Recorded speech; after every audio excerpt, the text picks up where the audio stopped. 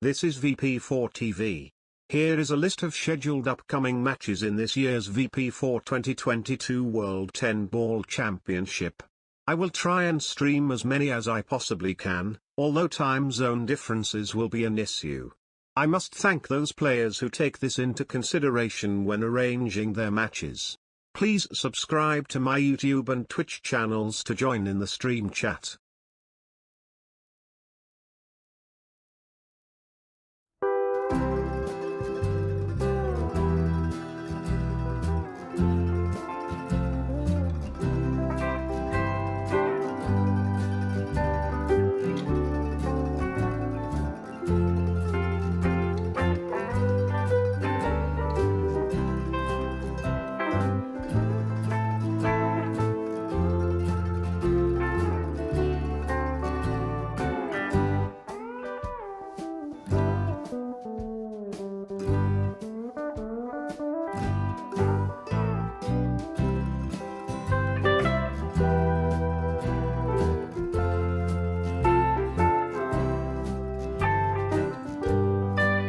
Mistakes here.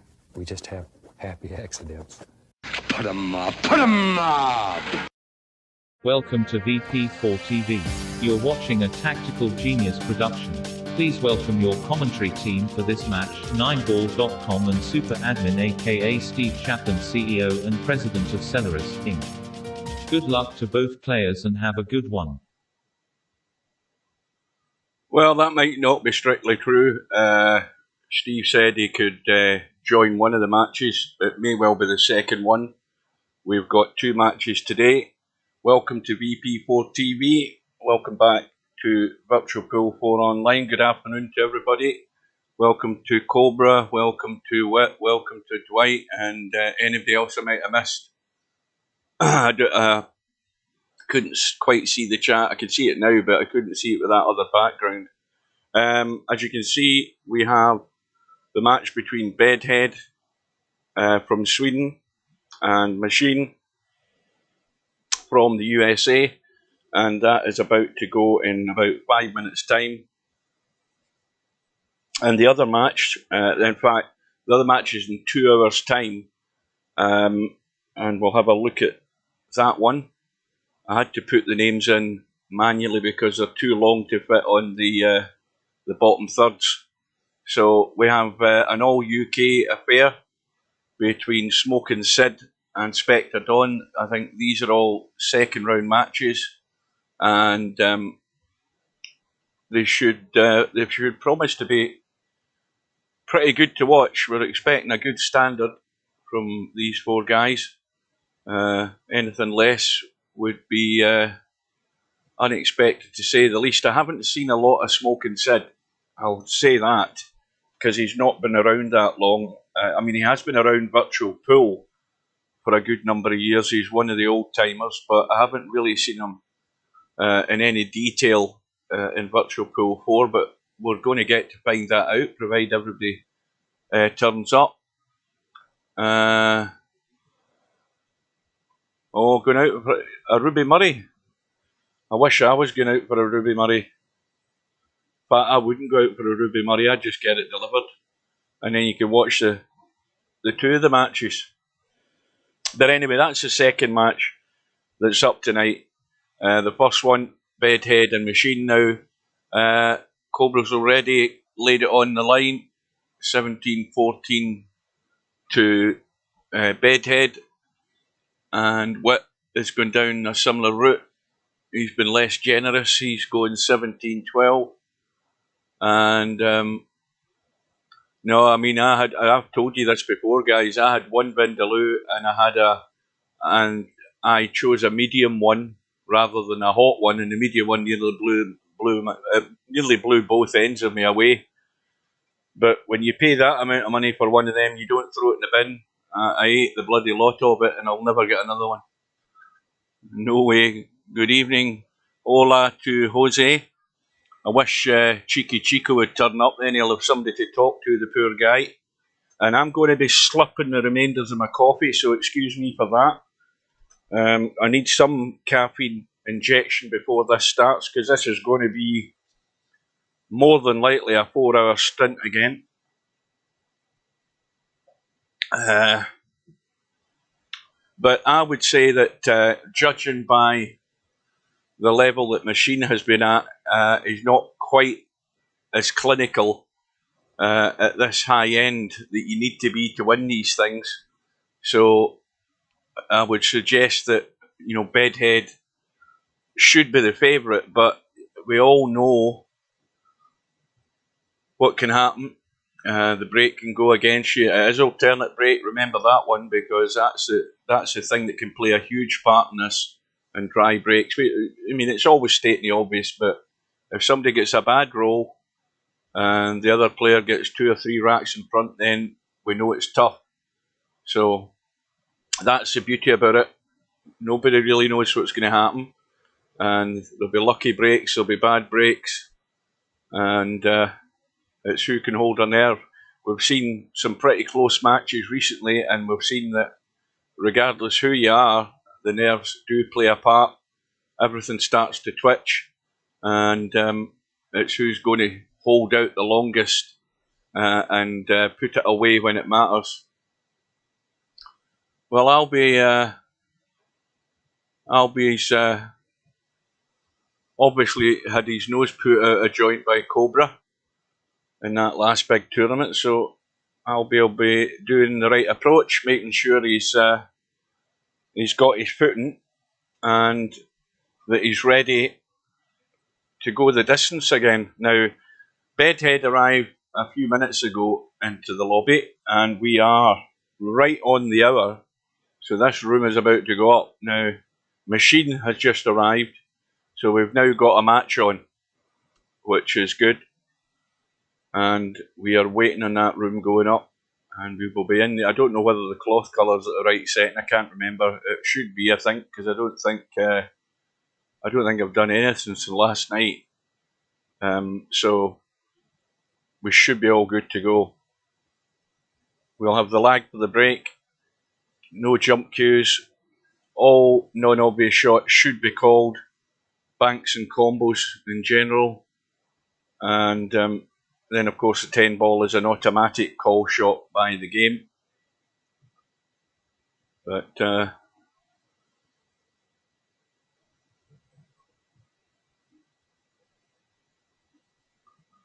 don't start that. Please don't start that. Right, the room is up. Let's get in. They're just about to lag off. We've got in time. You know, Bedhead is at 2,400 for 10 ball. So he's played more of it than most, I would think. And that's the coffee consumed, so no more slipping. That's it, gone. I just got rid of my cup. So Machine has won the lag, and I'll have a quick look. I'm pretty certain that Steve would have made himself known. Quick look, yeah. So his intention, I think, is going to be that he's going to join later on for the second match, or maybe before the end of this one's finished. Now, call ball. I think Machine needs to get his Bedhead needs to. What the hell's going on here? Why is it showing call ball 6 ball? Now I've got myself confused straight away there. I was looking at the chat and then I looked back at the HUD. I'm not quite sure what happened here. Yeah, that is what Jose.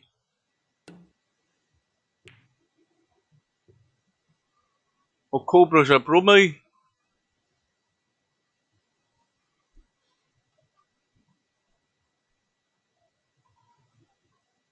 So now I don't know whether he can come inside this 2 ball. It looks as if he can. If he gets this potting angle, well, I say come inside the 2 ball, he hasn't hit it. He hasn't hit it at all. I thought that if he cut that, maybe put a wee bit of left on it, it would go that way. He could have hooked himself behind the 4, but very early on, so BEDHEAD just trying to find his feet.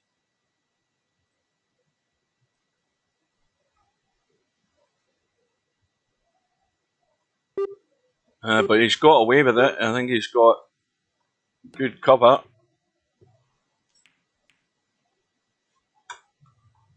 Well, this is going to be an elaborate combo if this is going to be played, because the 7's nowhere near lined up to the 5. The 5 hasn't been called, so he's just going to try and nail the cue ball.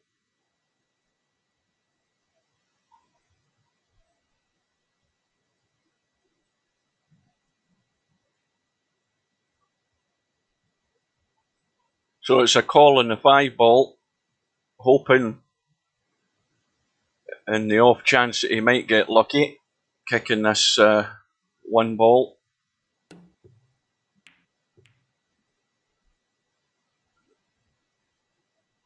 So this already is a wee bit tricky. There's a gap to get in on that 2 ball out in the middle of the table, and if you get to that spot in the table where the donut is, then you should be able to pot the 2 and come back down to play this combo. And that is probably enough. I think he can come back behind the 4. All he needs to do is see an edge of this 3 ball and the 5 ball. Well, now that you look at it, it's not quite as clear cut. That's going to the point. From here, it doesn't look a problem, that combo, but when you get down and look at it, it's more of a problem than you think. Because I think that is going to the point, and he's got to be careful here.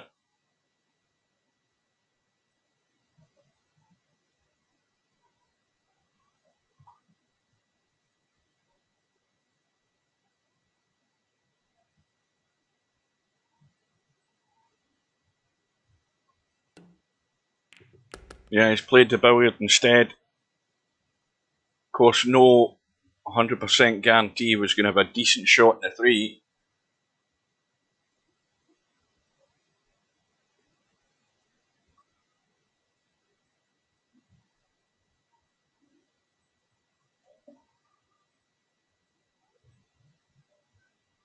Who's that said don't think they've seen BEDHEAD play before? Because I've missed the name. It's gone up above the chat.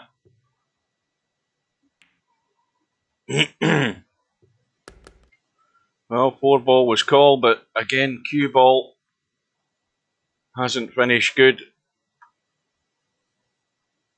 Again, he should be calling this 3 ball into this bottom corner pocket, I would think.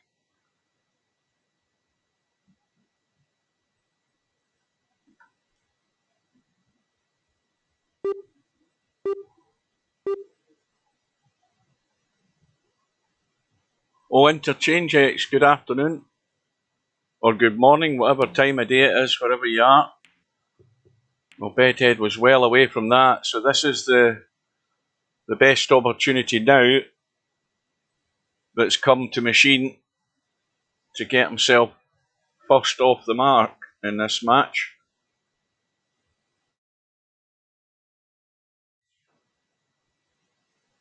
Ah, so you're East Coast as well then.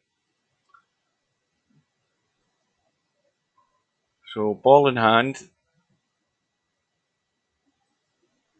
following through. Well, he needed to follow through a bit more than that. I mean, he'd look another foot to go there to make this simple. Now the cue ball has got to be controlled.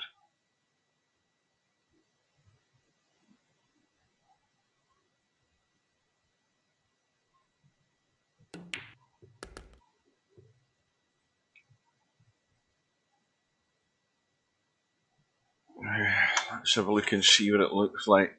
Well, he can hold the cue ball there. That shouldn't be a problem to leave himself on the 8.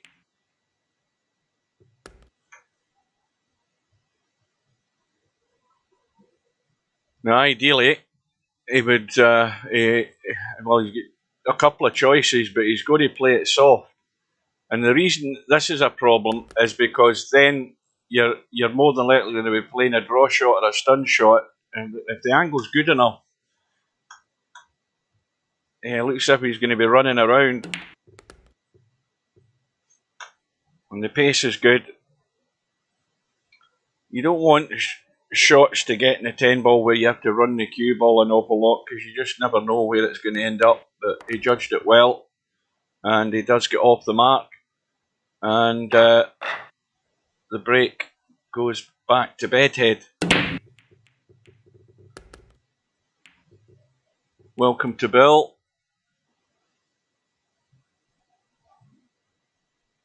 Ball in the break was at the 7, and a fairly easy 1-5 combo. Just nice and gentle, leave the 1 ball there.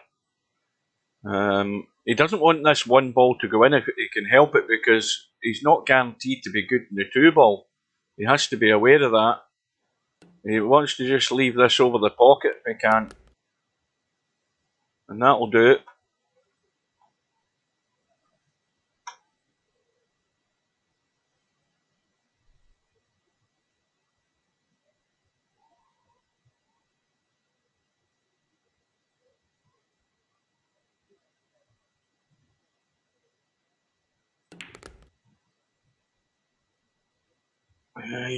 Let's have a wee look.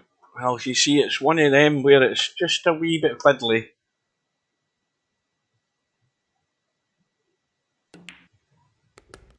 And watch the cue ball, he's checked it up there. It wasn't going into the pocket, but it stopped it running away to a wider angle, which is good.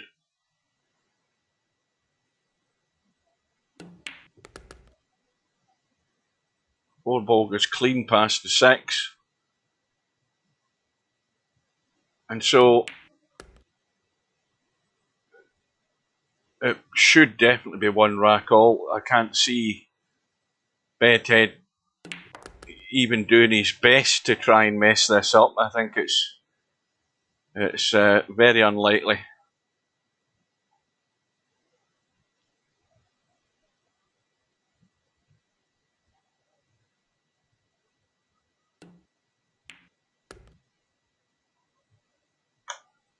And that's just a stone wall kill the cue ball. I mean, even if he wants to, he can go forward and come back up, whatever he wants to do.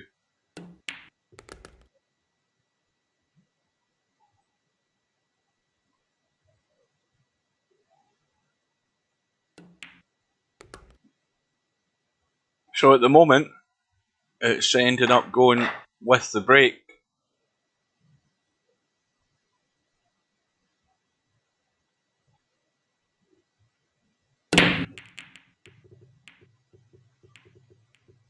Well, it looked as if there was a couple of balls heading into that corner pocket, but they all bumped into one another. And Bedhead has got a good start here. A fairly straight in 1 ball, 2 ball over this bottom corner, 3 ball up the table, 4 ball in the middle of the table. So the one thing Bedhead wants to do is to be potting this 3 ball up the table and get the cue ball up to here.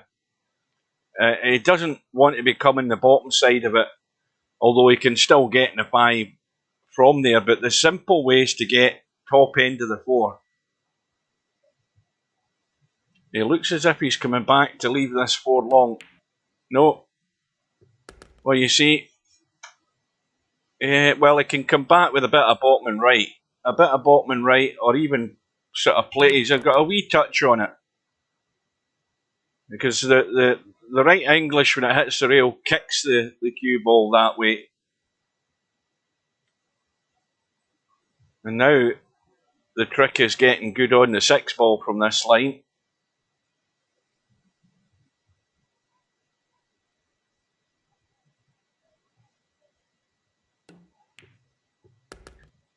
Well, he's left that again a bit short, but again the danger was the 8 ball. Had he ran any higher up the table, he would have been blocked out. So he needs to just be careful of the cue ball for the side pocket. Plenty of pace to get it running. and that's pretty good. Although again, he's the wrong angle in the 7, so really, if he goes 2 rails, he has to watch the 9 ball. But he still should have a pot on the 8 in the side, even if he hits it the 9. I think he's just going to hit it soft and leave himself well below the 8. And that should be good to go for his second rack. Now he's just overcooked that big time, and no sooner have I said it than it's jinxed him. He's going to have to pull out a shot here. Just juiced it up a little too much.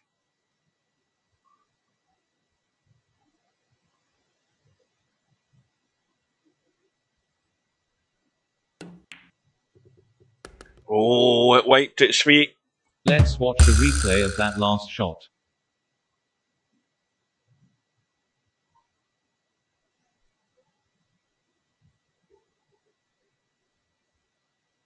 So the famous bedhead cut, and then it goes, and it's still, well, the only difference there is that's against the break this time. So bedhead now into rack number 4, immediately a ball in the break. One goes into the side. Don't know what the other one is that went up top, but might have been the 3. Yep, 1 and the 3 ball have gone, and no real shot in the 2. So he's got that 9 and 6 ball there and the 8 ball there, and he could easily come down towards the 5 ball. So he shouldn't be hitting this 2 ball too heavy if he's coming this direction down the table. He could send the 2 down the table and send the cue ball up towards the 7. But he could also go for the bank, although he's not called it yet. He might be able to go for the bank. I haven't looked at the angle. That might be... so he's trying to use the 6 and 9, and that's... I think he should have went what I was saying. He should have used the 6 and 9, but he could have spun this down the table and or even stunned it down the table to get a better line. He left it way short, left the ball exposed, and given Machine a free go to tie the match.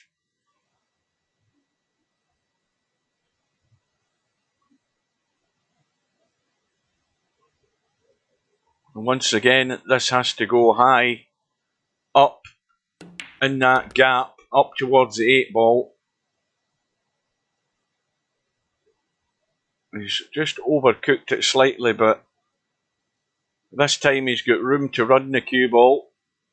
Come back up top for the 7. Loads of room to get there. Just got to be sure of the path. In fact, he didn't need to. Again, see, with a 2D angle, that looked as if he had to run that. It didn't look as if he could hold it. But look what's happened though. He might have been better running it. Going to have to try and kick this in. And that was well played. Let's watch a replay of that last shot. Well judged. Good pace. And on the 8 ball.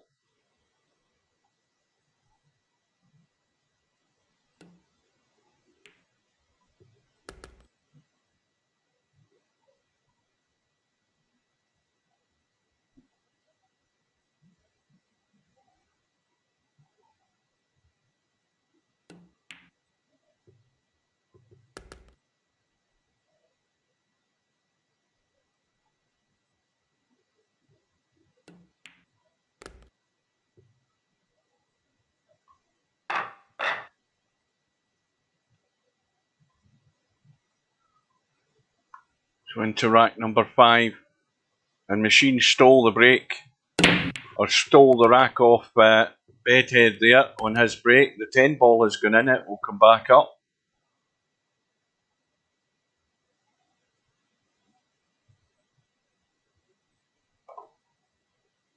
And also the 4 ball, and he's got a cut in the 1. And well, you know what we say at this level of the tournament when you've got players of this sort of quality. This rack is just there for the taking. It isn't a problem. The 7 and 8 ball are close to one another, so that makes your life a lot easier in terms of how much you have to move the cue ball. But no sooner have I said that, the machine has well overcooked it.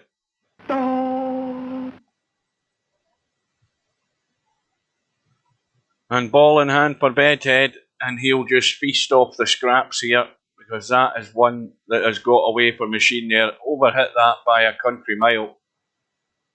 And he's going to pay the price. Yeah, he's too heavy.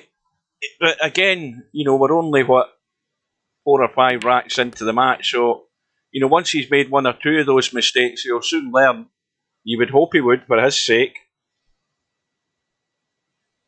You've got to give them that wee bit of breathing space, because bear in mind, Machine only turns up and starts playing. Bedhead's pretty much the same. At least that's what we assume, because they're not generally in the lobby any great deal of time before the match is due to start. So, but the mistakes have been made, and the mistakes will be costly. Both players know that. But this is a 2-rack swing straight away here.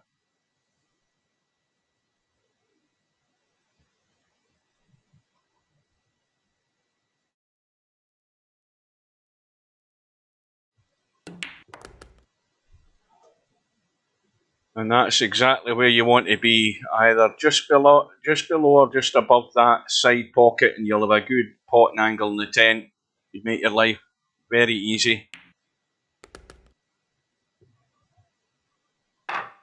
So now, can Bedhead take advantage of that on his break?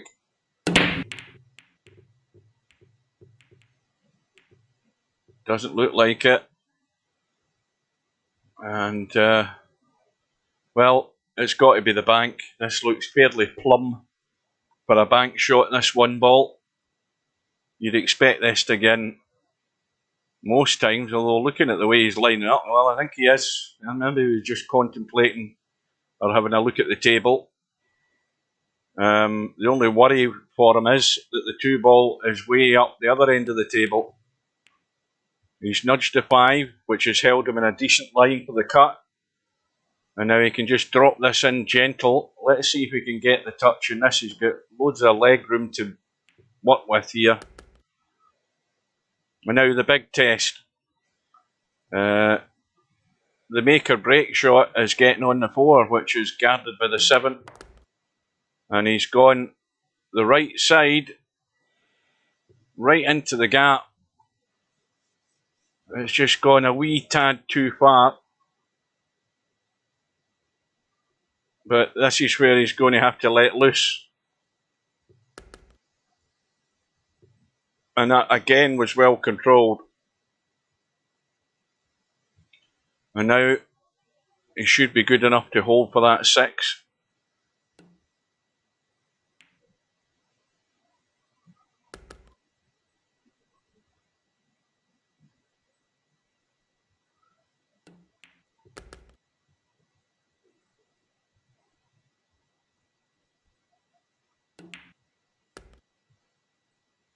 But Machine has done it again. He's just overcooked this. I mean, it's still odds on 9 out of 10 he's going to put this away, but and of course the 9 ball's not difficult. So I mean, you'd still expect him to get this out. Well, now he's going to have to just come off this 9 ball and control it. Loads of check, and a little nudge has done all the work there. Perfect line in the tent.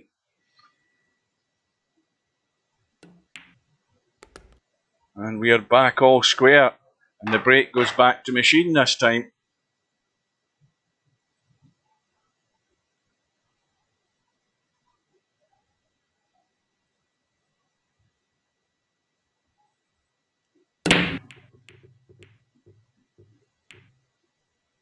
Nothing heading towards a pocket. I'll tell you something though, that gap's opened up there for the shot and the one for Bedhead. And I think he's got to stun this in fairly firm and bump that 5 ball out of the way. I think he's got to get dug in slightly, which he has done. Well, he's found a gap. And that's actually sweet the way that's opened up. Replay of that last shot. That was actually, I mean, he didn't get it, he just sort of split the two of them perfectly.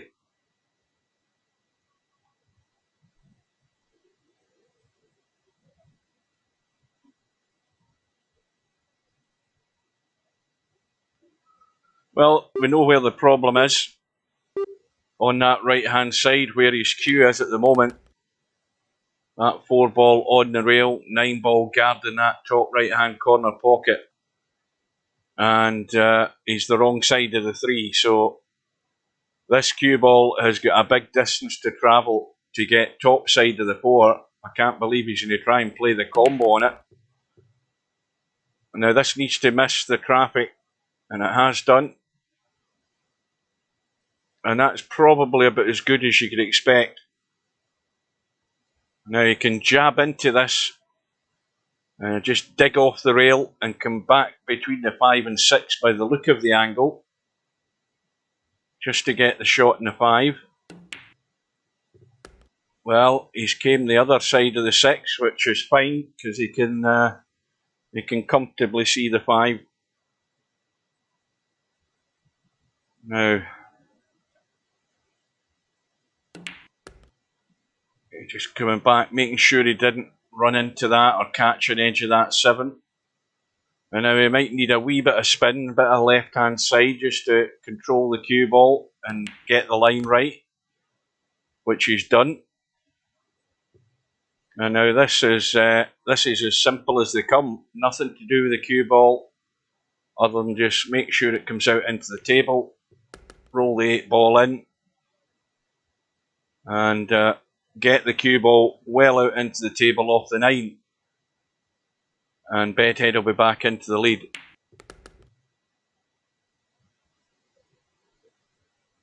Right, who have I missed in the chat?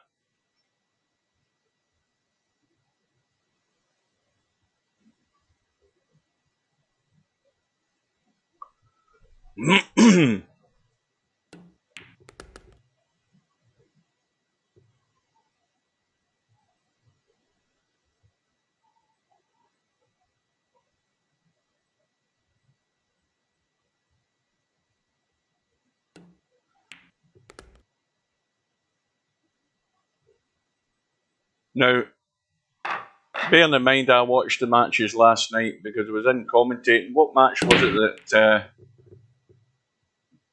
that went on for a while there before eventually the gap started to open? Somebody will remember. Somebody was watching it last night because I've got names going through my head here. I can't remember, but I wonder how this match or how long this is going to go before maybe things take a turn one way or the other. So we've got the scratch from Bedhead, and ball in hand for Machine. Oh, the Barkers match, that's right. That's the one I'm talking about. Well, now you see that shot there.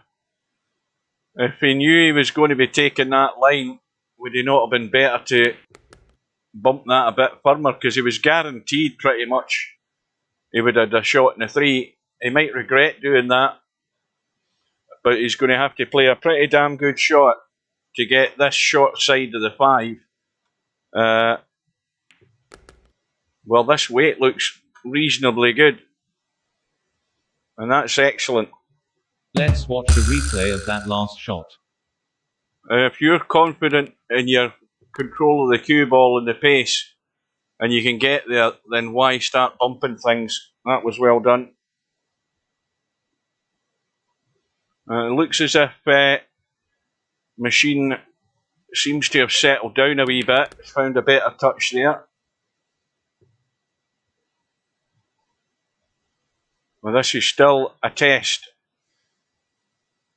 come back across the table would be the order of the day and leave an open shot on the 8. And a good enough line. I don't think he wants to risk doing anything with the cue ball. He'll still have a cut in the 9. Yeah, he's fine. Now here we go. This is the most obvious one that can go wrong. Choose your line. Choose left or right. And get somewhere up near the middle pocket. He's just a wee fraction short.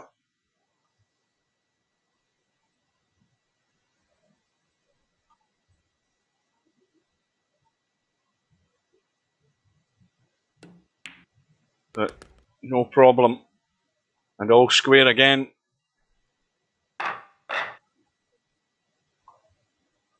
Yeah, Biggs and Barkers, that's who I couldn't remember. Yeah. The last 3 or 4 matches have been pretty close. Final rack deciders, etc. and 17-15 wins. So that 9 ball has gone in the break for Machine, and again, this rack has to go right here and now. And this is the thing that settles you down as well. You know, if you get a ball in there, it's not just the fact that you've got a ball in the break, it's the fact that you've got a nice table. And this will really settle Machine down, settle anybody down, because you've not an awful lot to do other than just do what you know and make sure you get that cue ball there. And if you can do that, you're bound to run out. Doesn't want to leave himself dead straight in this 5, and that's exactly the spot you want to be.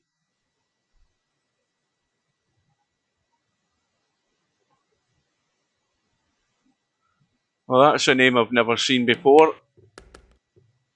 Welcome anyway, whoever you are. And that again is an excellent shot. And if I was Bedhead, not that Bedhead can do anything about it because this is straight from the break. But if I was Bedhead, I would be, I'd be well on my toes.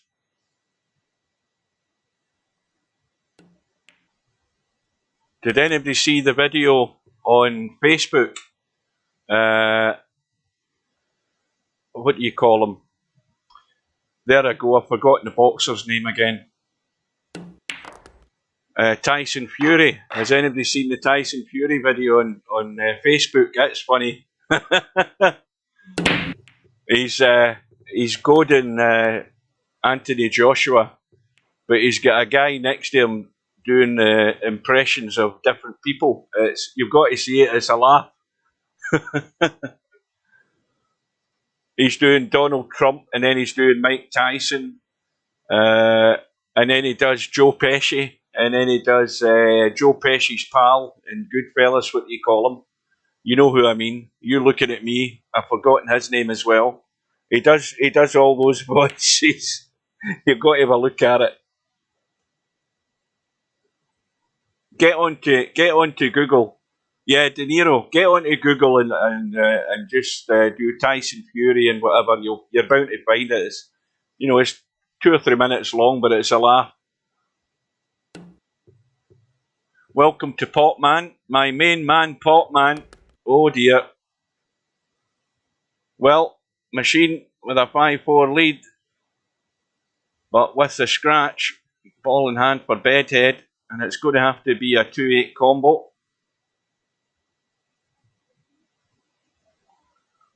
Yeah, but you've got to have a look at that video. It's a laugh. So Bedhead's taking his time, getting himself set, knowing where he's going, because that's what it's all about. It's all in the preparation. And that was the criticism I had last night about Biggs. He wasn't taking enough time. He wasn't applying himself properly. He wasn't giving things enough time to get himself set in a shot, and there was way, way too many mistakes. And some players like to play quick, but when you're playing quick and you're not getting the job done, then that tells me you're not at the right pace. and you're not giving it 100%.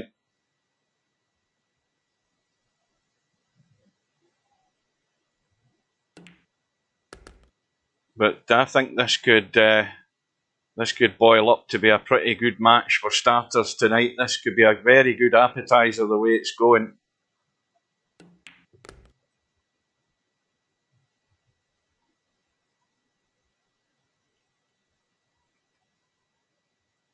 So once again, dare we say it, where's the problem? Well, it's all about not leaving himself straight in the 7, because he could leave himself straight in the 7 here. And that's straight. He really wanted a wee bit better angle. He'll still have the angle to come around behind the 10 and take the 10 from the left-hand side. Although now he's got a line where he could go forward and check it if he wants. I think he's going to... Is he going to... he might have a wee feather on it, not much. Well, that'll do nice.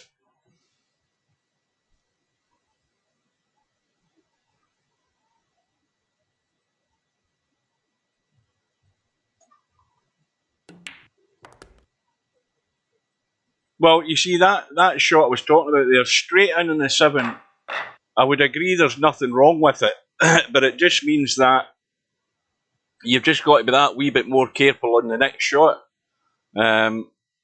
But Bedhead got himself well out into position, and it all looked easy in the end. And I think Machine has had a ball in the break. The 8 ball is gone. That looked a perfectly fair shot.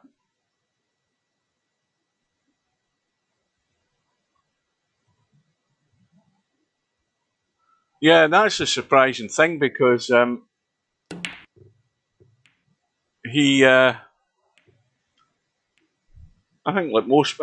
think Bedhead has probably only got this rating by being in these big 10-ball tournaments over the period of time.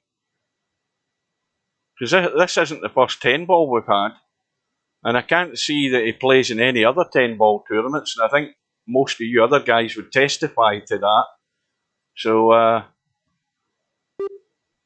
he's probably the best part of 200 odd points, at least above the next player I've seen in 10-ball. Well, he needs a nice nudge, and that isn't it. But he can duck away here behind that 10-ball and a 9, or he can go topside and risk going up behind the 6-ball. He's got a choice to go either way here. And the advantage, of course, in this tournament is there's no jump queue, so... Well, he's put a bit of English on it. I think he's still got cover. But look at where the 10-ball is now, because, I mean, that 10-ball and 5-ball are just asking to be tucked behind.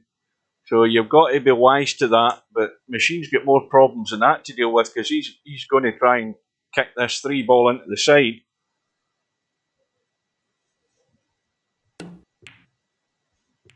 Now he needs a roll. And that isn't it. The 5-ball goes past the 10 comfortably. It's all about getting on the 4. And if he gets on this 4-ball, you'd expect him to be back into the lead.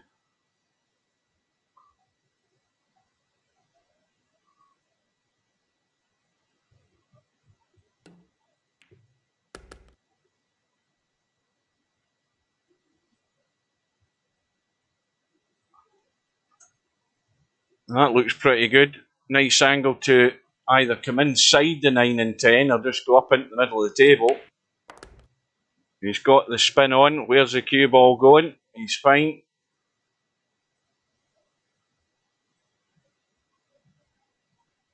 Well, I think, a wee bit of a shaky start finding the pace early on. More, especially Machine, but I think both of these players have settled down to the job in hand here. They've seen how each other are playing and they've got their mind on the job. Take your mind off the job for any length of time and you could find yourself 2 or 3 racks behind. So they are meaning business, folks.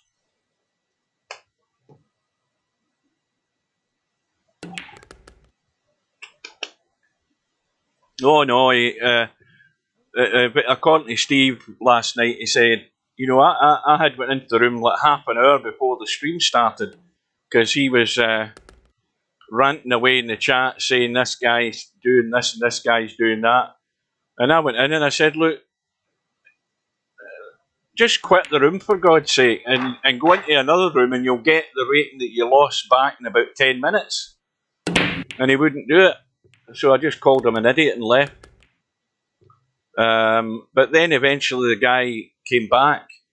So he got called away for some reason. But one was just so rating obsessed. It's unbelievable.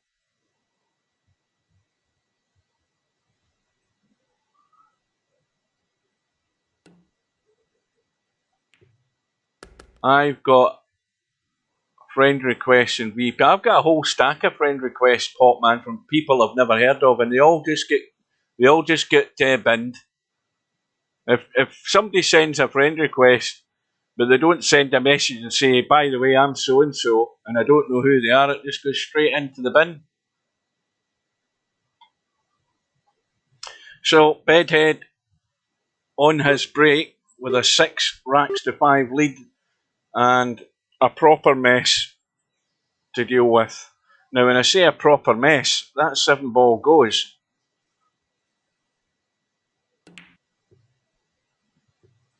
So that's one thing to bear in mind. And those balls obviously act as good cover, an easy kick, but Machine's going to have his fingers crossed. Is he going to call a pocket? Yes, he is. So he's going up and down, or down and up, whichever you prefer.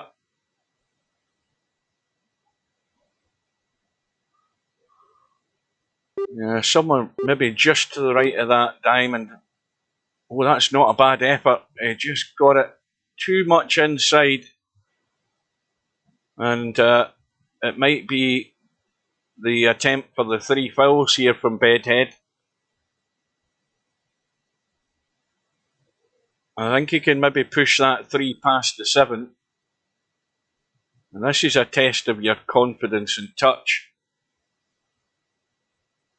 Or is he lining up a shot? No, he's just trying to tuck away. And that's a bit more difficult to hit because it's well out into the table. And unless Machine can slam this, I would slam this to try and get that 3 ball moving. Simply because you don't want to leave the 3 ball up that end of the table because Bedhead's going to do the same thing again. And he's got the hit. It's going to come out into the open. But the 3 balls, you know, at a better end of the table than it was 2 seconds ago. Because had he not hit that, he'd have been buried for the 3 fouls. But it now has basically called on Bedhead's bluff and says, right, well, look, can you find your way out? So we all know the 7 ball goes past the 9, and I don't think anything's been bumped there. It still goes, so that's going to be the crucial shot. Now, he may well come the bottom side of the 6 like he is doing. Now, again, had he got straighter on it, he could have probably come back for the 7 into the other side. It's a bit tightish looking from here, but having said that, you would think he's going to have to try and get over. We'll soon find out. And that's perfect as far as getting over, but he's ran a wee bit too far. Now, let's have a look at this 8 ball. Well, once the 7 ball goes away, that 8 ball goes up the table past the 9. I'm pretty certain it does. And he's decided, not having a good angle, it was far easier to put machine in trouble, and again, sensible thing to do.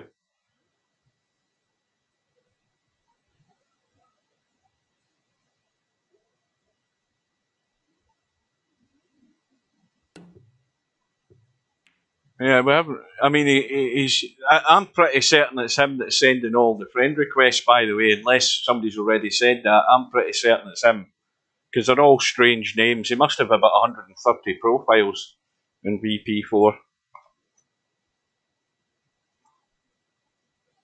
And I don't know why the guy thinks he needs so many friends. Well, Bedhead on the 8 ball, and the 9 ball goes into the side. He's looking for a wee bump here, of course, with the angle that he's got. Now, is this going to open nicely for him? Is he trying to skim past this 9? Well, he was always going to catch it, and now he's in trouble. He's going to have to pull out a shot. Right, see you later, Cobra. Thanks for joining.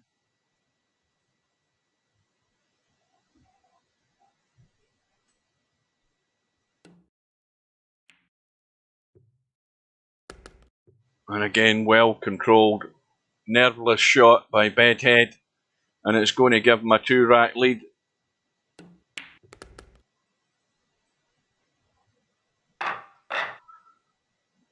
So now Machine is under that slight bit of pressure, trailing by 2 on his own break.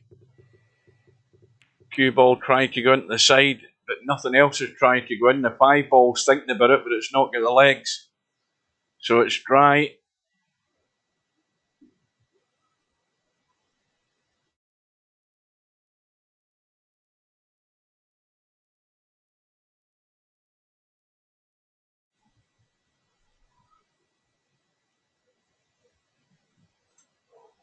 Now, what's he called? He's called the 8 ball. He's just trying to nudge the cue ball onto the 4. But that's very tight. It's just covered, I think. Aye, it looks as if he can, but if he goes that way, he can catch a bit of the one, no problem, if you look at it from that angle. But if he's trying to get it any thicker than that, he's going to foul the 4.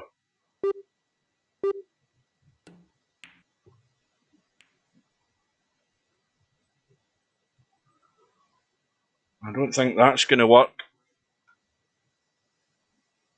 Just a little drop in here for Bedhead.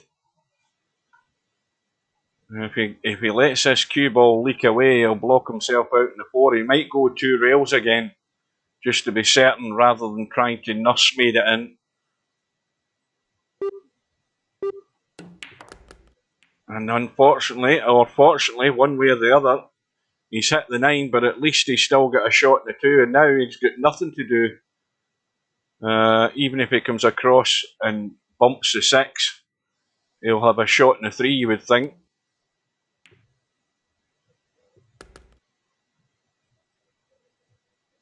So quite an important visit here for Bedhead, because once again it's on Machine's break, and the poorly executed safety by Machine might cost him another rack, and he's going to be 3 behind.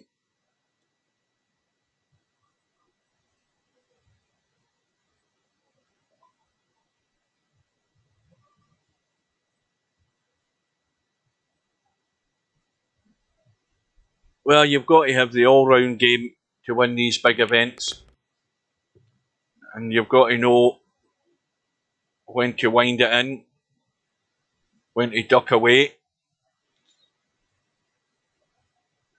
This is a little testy one. This is fairly tight, this 5. Good pace again, though, from Bedhead. And if this keeps going, now, this would be dangerous to go forward. He might run into this 7. He's putting a bit on it. Oh, he's winded it out. He's widened the angle very nicely. You couldn't really go forward in that shot with plain ball, I don't think. I think it would be too much a risk. And now he's looking good. Probably the comfortable shots, just get the cue ball out into the table, drop the 9 into the side and the 10 into the same pocket probably if he finishes low enough on it. He's just a wee bit straight. He might just come off the rail and take the 10 up top. Yeah. But not a problem. But there is a problem for Machine. It's staring him in the face if he looks at the scoreboard.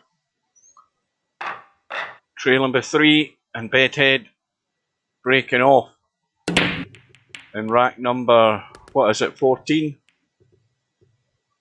And a ball in the break. And he's got a half decent shot in the 1. Not a gimme.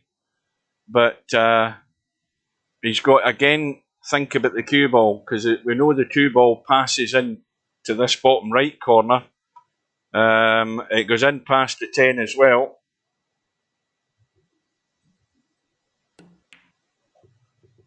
And where's the cue ball going? Where's the cue ball going? That's what I said, John. So there we go. The line is always heading towards that side pocket. So this is a vital opportunity, and it's going to be a quick one for Machine. He's called the 2-10 combo, and he'll be relieved at that. And BEDHEAD's let him off the hook big time there. And so immediately it's another 2-rack swing. Oh dear.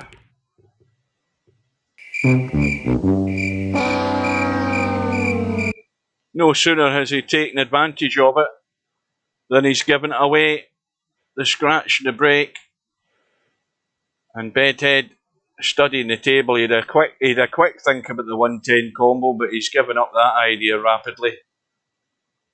The immediate issue is the 2 ball, which I think is into the side. The only problem with it is, look where the 3 ball is. And he's looking at the angle he needs to run forward off this 2 ball.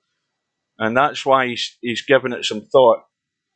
Because he might be looking to run and bump the 9 ball when he plays this 2 ball into the side. But he's decided he doesn't like it and he's going to take the 110. And it might not be a bad choice. Because he could even go to the rail here with this 1 ball and still kick the 10 in if he just gets the line onto the rail just prior to the 10. He's looking at getting it clean. It might be inside. It's inside. And he should have probably did what I said and just brushed the rail so it comes out and hits it. That would have given it maybe a better chance of going in. Because he didn't have to really change his line a great deal to play that shot. And, well, it was a chance. And Machine now, he's at the table, but he's going to have to play. Wait, I think he might. He did. I just looked at the HUD there. He called the 10 there, looking to just pot the ball and brush and cut the 10 in. Again, this 2 ball has become the major issue, but it's not going to be giving BEDHEAD any great benefit where he's here. He's thinking about putting Machine back in, but he's decided against it. So now he's got to come up with a shot, and he's called the 10 ball. Is he cutting the 2 and running the cue ball? Looks like it. Oh, he's way off the mark with that. Way off the mark. He might not even have been playing that there. It was so far off the mark. I think he was just looking for some sort of cover, but he didn't get either. Well, that used all of the pocket, didn't it? Let's watch the replay of that last shot. The pace of that shot, and it eventually went in after looking in the pocket 3 times.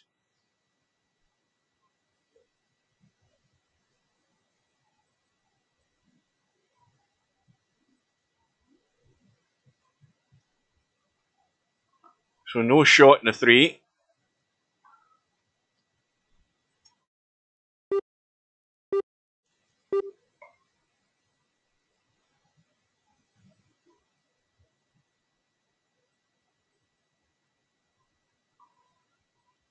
I haven't noticed where he's called a 3 ball. Oh, he was trying to cut it. He was trying to bank it down past the 6, I assume. Got the double kiss. Now, the billiard is on for the 10 ball. I think Bedhead has already decided that. It's a good enough angle. Now, again, he can go to the long rail first. And it's quite a big target, this shot. Although, the problem is he's stuck to the rail. And he's got... Now, that is pretty nigh perfect. He got it plumb right on the nose. And we're back to 3. So really it's just about Bedhead maintaining the gap. And again... Well, it'll be interesting to see fouls in the break, because I know Bedhead's certainly heading to the top of the ladder as far as that one goes.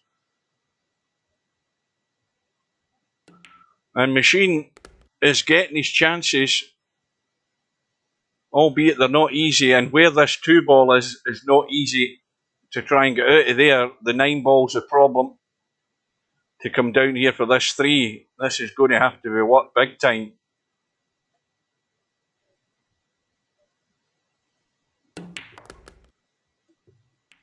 Well, I think he might be okay here. He might be okay.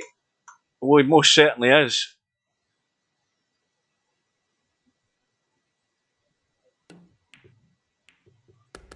Could have done without the bump in the 10 though. And now it's Bedhead territory for Machine. He's going the other way by the look of it, because this will bring the cue ball down towards the 7 ball. All depending on the pace he plays it, but he's got to get the pace to get the pot. He's bumped the 6, tried to scratch off the 10. Well, now what do you do? He can thin cut this into the pocket. The cue ball is all about how the cue ball finishes. And this looks reasonable enough in terms of being able to see the ball and pot it. But it's another one of these where he's going to leak away and he's trying to pot this dead weight. Not a problem. Vital that Machine gets out here.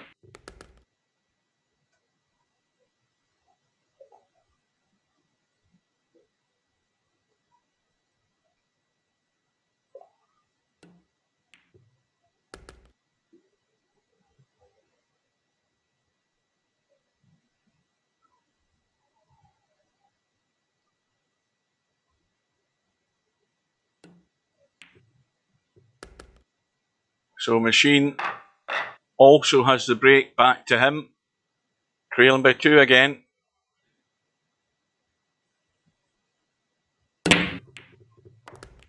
Balls on the break. Something into the side. 3 ball top right. Shot in the one into the side. A roll through where he might... I don't know what angles he got. Let's have a look. No, he's fine. He can just roll through. And this is now become a wee bit tricky. He's the wrong side of the 2. That 5 ball's in the way. He's just nudged onto the 7. And again, another little tricky control shot. Just got to get the pace right and come high enough in a 5, and that will do. So I do say that Machine has found his pace a bit better, and bar for the fact that he's chasing the match at the moment, if he can get himself back in this and there's time to do it, he's still in with a good shout of causing problems for Bedhead.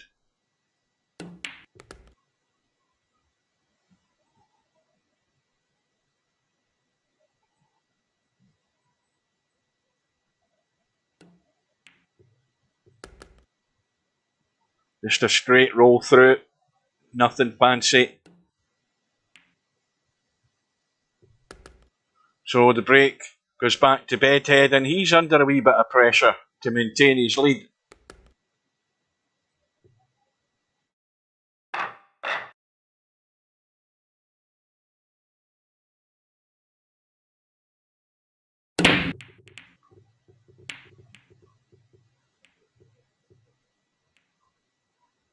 That's dry.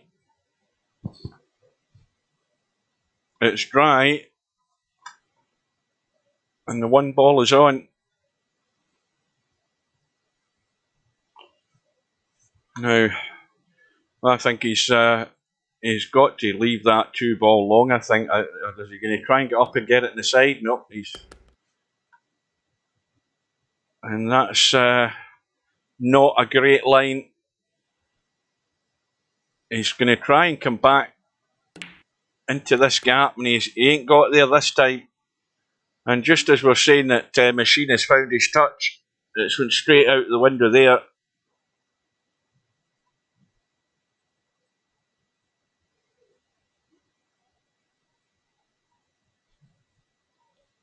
Now he's looking to hide. He needs to get this as thin as he can, but he needs a bit of spin on it. And he needs to miss the 4 ball.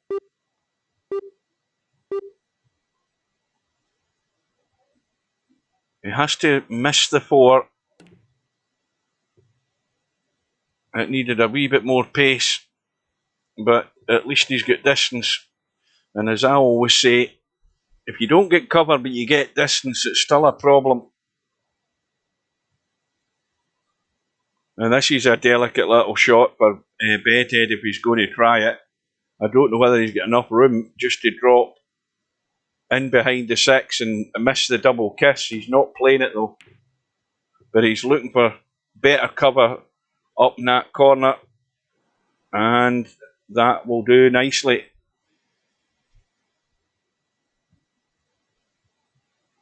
So now the problem is, whoever gets in, how do we deal with the 5 ball?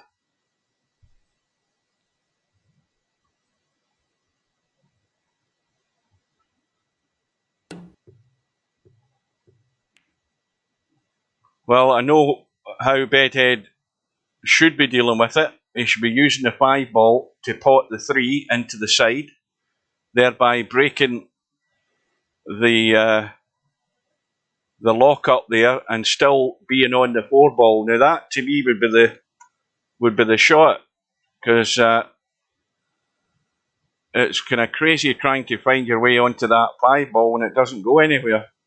I mean, he's looked behind at that end. I mean, that's daft. So he's going to give it a bump. And now everything is rosy. And it all clinches and hinges on this shot to the 5. And he's got a good angle. And I know what I'd be doing. I'd be just digging into it and getting that stun down the rail. Either leaving yourself the Bedhead cut or running lower. And he's played it. Oh dear. Well, there's a spot you don't want to go, and Bedhead has landed right on it. I think it was the right shot, but you've got to get it top side or inside that gap between the 8 and the 10, and now he's having to kick this 5 in. Hasn't quite picked it. Is he getting second prize? No, he isn't. So here is what Machine's been waiting on. Can he deliver to go level? I'll have a quick drink. So, for any latecomers that have just arrived or arrived in the last half an hour or so, we're an hour and 3 minutes into this match. But in 57 minutes' time, quick drink. In 57 minutes' time, we've got the second big match tonight. Well, the second of 2, that is. And it's an all UK affair. And it's between... Who the hell is it between? SMOKIN, Sid and SPECTREDAWN. That needs to keep running. It needs to keep opening up. And this is now one of these ones where you have to be 100% committed to what you're doing here. getting a hold of the cue ball, but not too much. And that was pretty well controlled. Just a little soft roll through, open up at the angle again on the 10. And it's well done for Machine. And now we start all over on an even pairing. It's 9 racks all.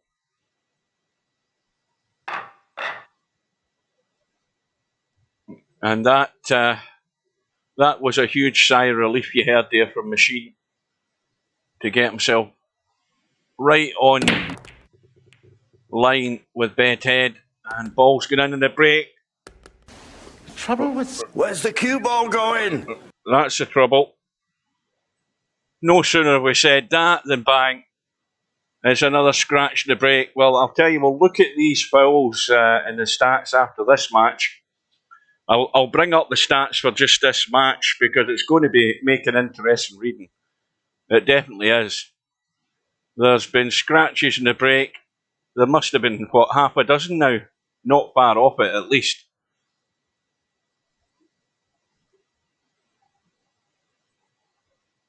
And BEDHEAD, once again, is doing the sensible thing. With ball in hand, he's just knowing where he's going.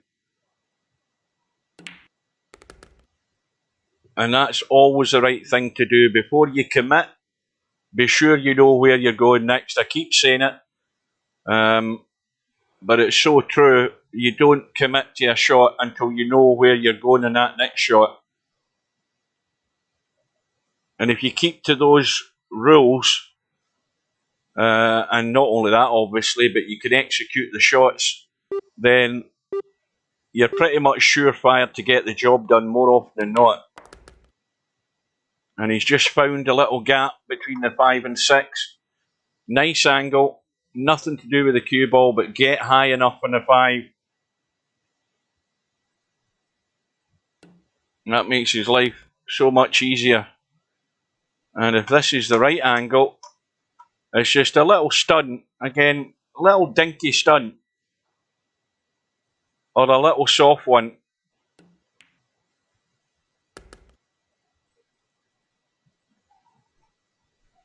And now it all looks plain sailing.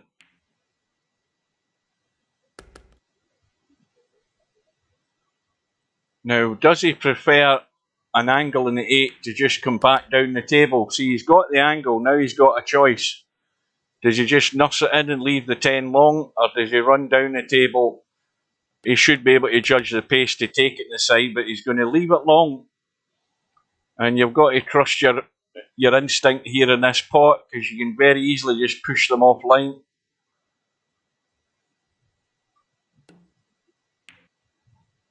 But in it goes, dead centre.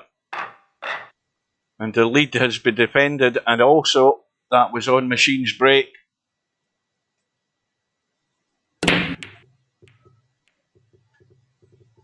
Well, the 2 ball did its best, but it hasn't gone. And straight away here, Machine can respond. He's got the 1 ball, easy start, easy on the 2. But the 2 ball's the one that's going to be letting him get up the table for the 3 again. So he has to get good on the 2, where he doesn't have to do anything crazy to try and get on the 3. Because if he can get on this left side of the 3, then this rack's over, because he's got the 4-10 combo, which looks dead set to me. And I think straight away, well, that deserves one of them. I mean, such a margin of error to get out into the table. And he's hooked himself behind the 7. And he's caught the 7. And if this doesn't bump the 10, then BEDHEAD is going to have the choice. Now, the problem now is that 7's just come into play. It just made things awkward. You know, BEDHEAD wouldn't have had a problem in bumping the 2 in and drawing back for the 3, and even drawing back high enough would have allowed him to roll through for the 4-10. Now he's got to find a spot, and that's the worry. And this here's the problem. And now he's in 2 minds as to where he's going. He's looking at it in the side by just making sure he's out in the table where he can stun this into the side and come down for the 4. That's not quite far enough down for comfort's sake. He's got to just nurse it in now. He would have liked to have been able to maybe stun it in. I don't think he can quite do that now. He's jacking up, and that's what's caused him to miss it. He just didn't get the nice setting on that shot, and that's a chance gone. And once again, Machine at the table. Well, this 3-ball does go, and he's got a line that should bring him down towards this 4, but can he get the pot? It's tight. Yep, 9-ball was always in the way. Where's the cue ball going? And I got it right that time, folks. So there we go, yet another scratch. And nobody wants to win this rack, but Bedhead's going to have a good go at it now. Finally getting down onto the 4, and this is going in every day of the week. Even I could pot this, and that's saying a lot.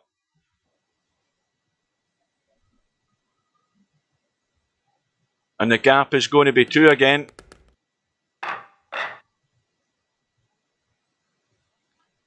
Well, there's strange things going on here. Scratching all over the place. Balls in the break. Table looks pretty good here. And the only problem is the 1-ball's dead. And if Bedhead can't get a good hit in this and get lucky, Machine looks favourite to be at least rescuing 1 rack back here. Now, oops, just lost it there. I wonder if he's. I was thinking whether he was maybe going to try and tie something up here, because nothing is tied up, and he knows that if Machine can get a shot here, which he's going to get, he should be out. The way the balls are lying.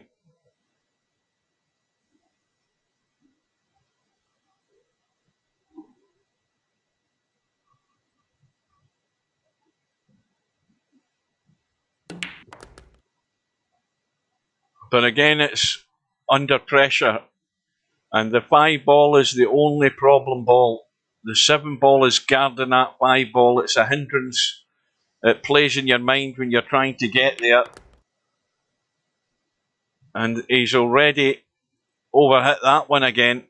Well, he'd found his touch and now he's lost it again. This is way out of line on this 3-ball. So far out of line, he's thinking of cutting into the side. And the cue ball's going to be going all over the place here, unless he can drag it in and kill the pace. Well, that was excellent.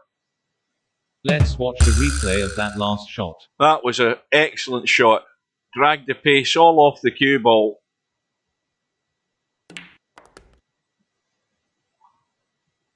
And now, he's down on the 5. No problem getting on the 6.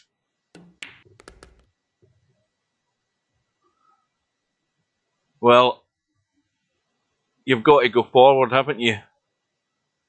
And he's drawing back to the left. I mean, I still prefer going forward with that for some reason. I don't know why, because the reason I say that is because I'm just worried that I get it slightly the wrong line and scratch in the pocket and look like an umpty. Mind you, I don't have to do that to look like an umpty. So I said it before any said it in the stream. I beat his to it. I beat Cobra to it. Mind you, Cobra's not here, is he? He's away. He's away for his Vindaloo. So, Machine is keeping in touch, just back to within 1. The break goes back to Bedhead.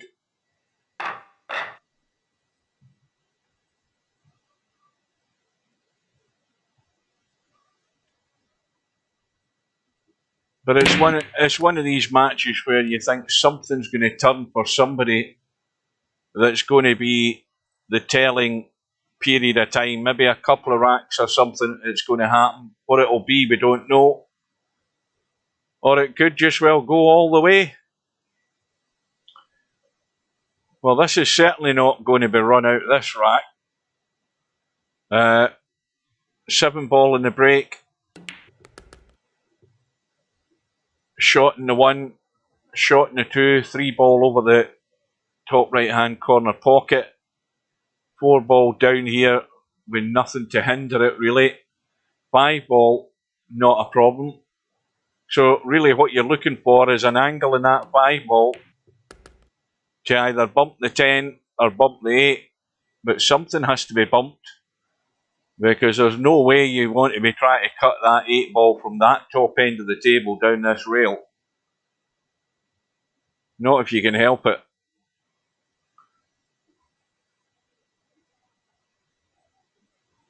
And I don't believe that,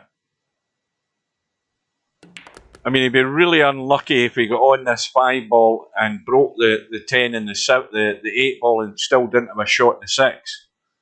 But he's got to get an angle in this 5, I feel. He's got to get, you know, someone like that would be fine, because you can pot it and then run with a bit of English and give something a bump. So I'm sure, you know, Bedhead's well aware of that, and I would think that's what he's looking to do.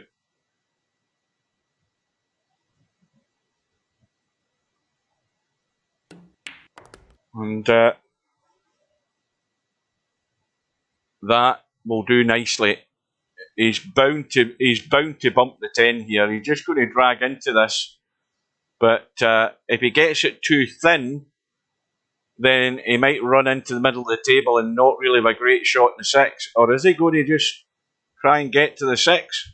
Got to get a bump here, I think. Got to take the risk. Nope. Well, he's on the 6, and he's got an angle. Again, he's going to have to spin this and judge the spin.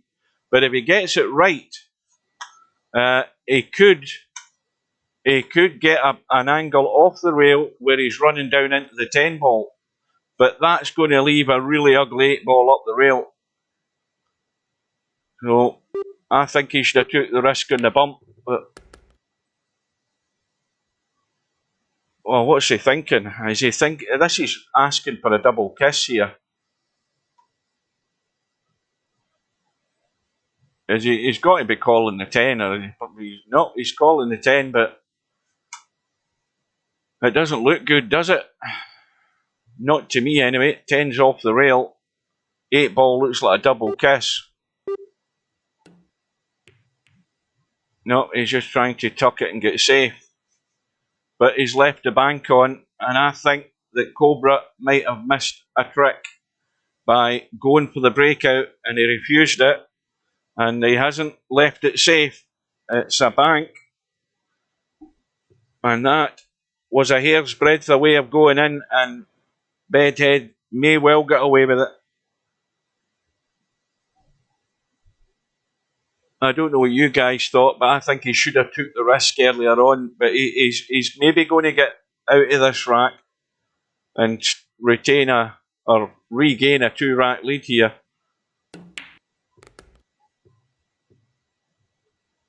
He was a wee bit cautious, which I suppose as well is maybe a bit of a sign that he's feeling the pinch a wee bit. Bedhead, he's trying to stay on his toes and not do anything stupid.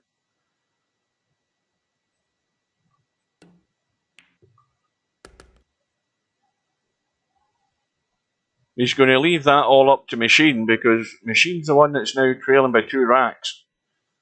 Bedhead doesn't need to stick his neck in the line too often.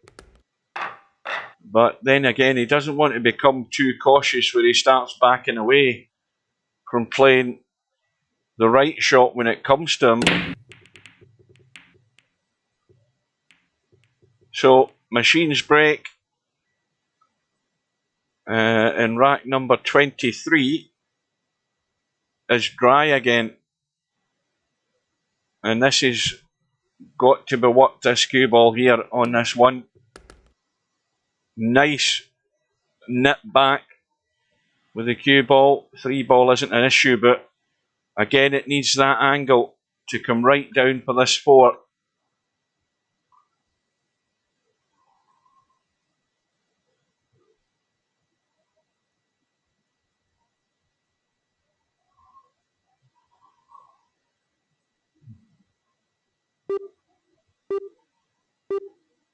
Well,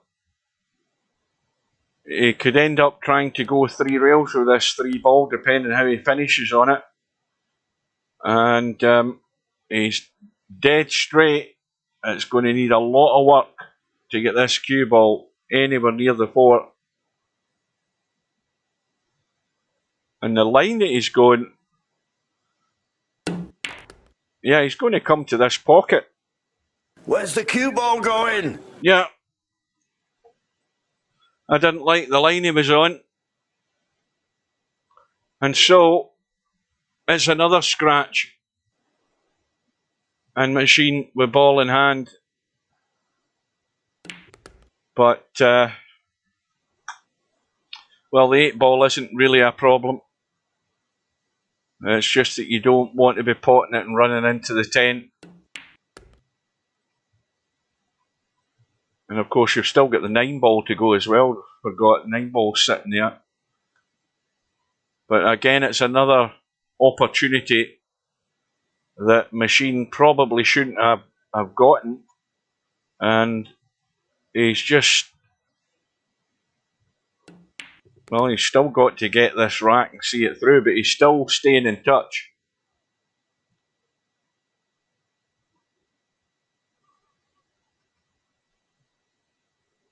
Now,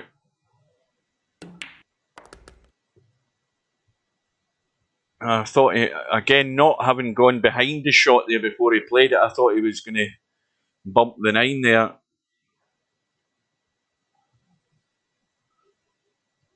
Just make sure you get a good line on the 9 and, you know, shallow the angle like that, which makes it much more simple. Just dropping this 9 in. Just dinking it in and leaving a roll in the 10. But again, it's going back to Bedhead's break here.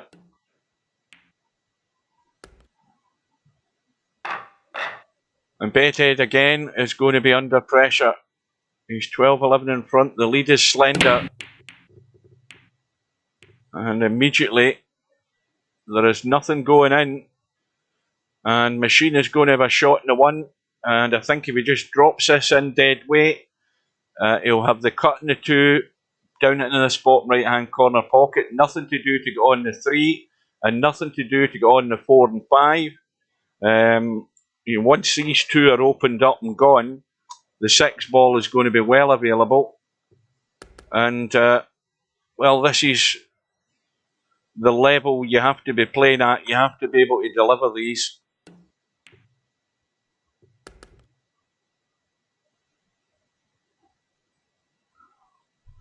And we should be all square. I'll say it now. We should be all square.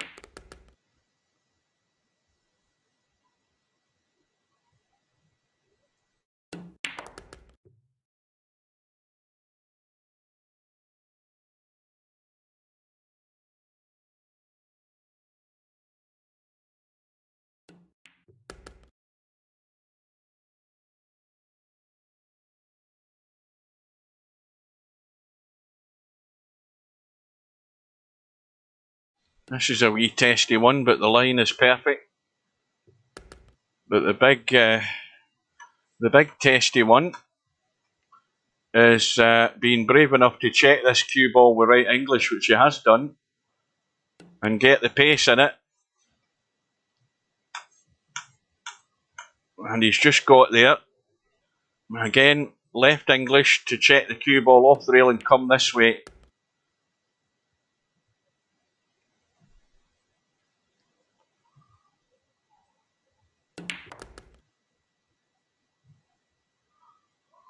And is this the second or the third time now that we've gone all square? And I think Bedhead could end up paying the price here because he's allowed Machine to stay in touch. The scratches are maybe going to be a lot more costly in the latter stage of this match. As far as Bedhead goes. The Machine's break has given him the 6 ball, hasn't really got a shot in the 1. I mean, he's called the 10 ball. He's trying a half-hearted billiard here, I think. Yeah. That was... but again, you know, he saw the line for the potential of the shot and he had to go at it. And now the 10 and 5's locked up, so there's nothing here that's going to be easy for Bedhead. But having said that, Bedhead could put Machine in a lock-up situation. He could certainly do that.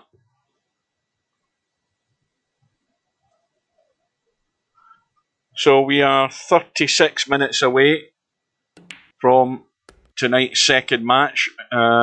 It's looking like this match is certainly going to overlap slightly. There's a strong possibility of that. But we will be going to the SMOKIN Sid SPECTREDAWN match as soon as this is finished.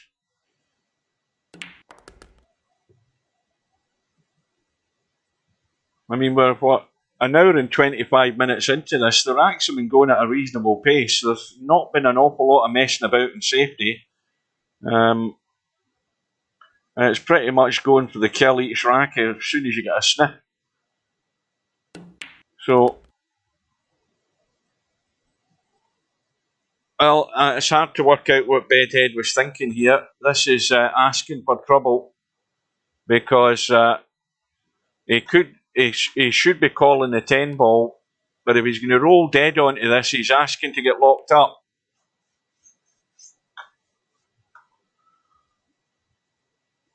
Now, can he miss that 7 ball? And I think he didn't risk trying to run away simply because he would open everything up if he did. And now this is going to get dicey.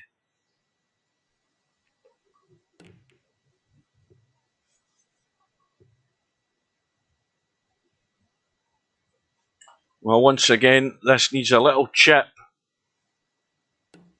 And he's missed it. He's missed it. And that's a disaster for Machine.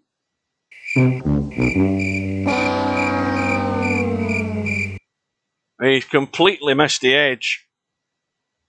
And he's sold out to Bedhead just when he's back in level terms. And that's a big blunder. He had the right idea trying to get it thin but have the pace in the cue ball to try and duck away over on the left rail and use that 7 and 10 to block the shot. But he never got the hit in the first place. And so Bedhead, and he's already got himself a wee bit awkward here. But again, he's controlled it well.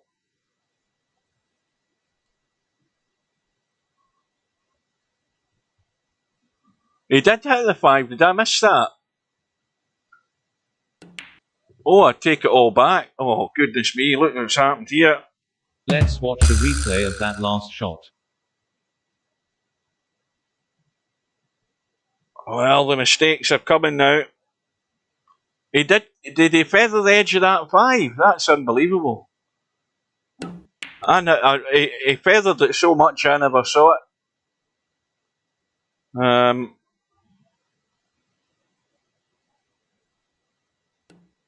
Well, I'll give him credit for catching it as thin as that. That somebody like me couldn't see it moving. But Bedhead, with the rack at his mercy, has sold out by missing the 8 ball. And for the first time in a match, pretty certain it is. Well, certainly this stage in the match, Machine has found himself in the lead. And like I said a few minutes ago, these scratches and that error there, Bedhead, sooner or later might end up paying the price for it. And he's now found himself trailing. And that is using all of the pocket.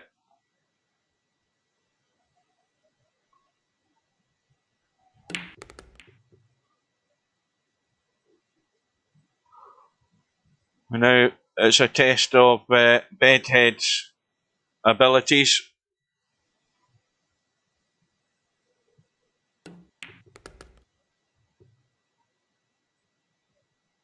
I mean, he's only one rack behind.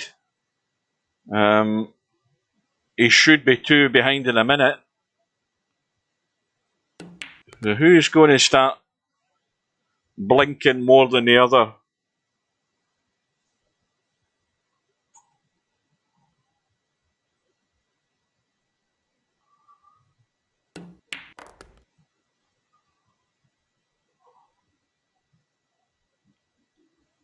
Straightish in a 6, I think. Straight enough that he can just stun it and kill it. Nothing to worry about with the cue ball. He's always going to be seeing the 8 ball.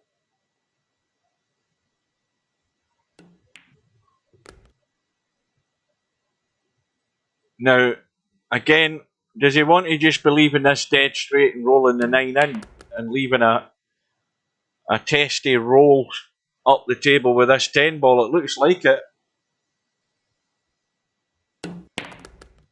He's got the cue ball out into the table, which is the best thing about that shot there.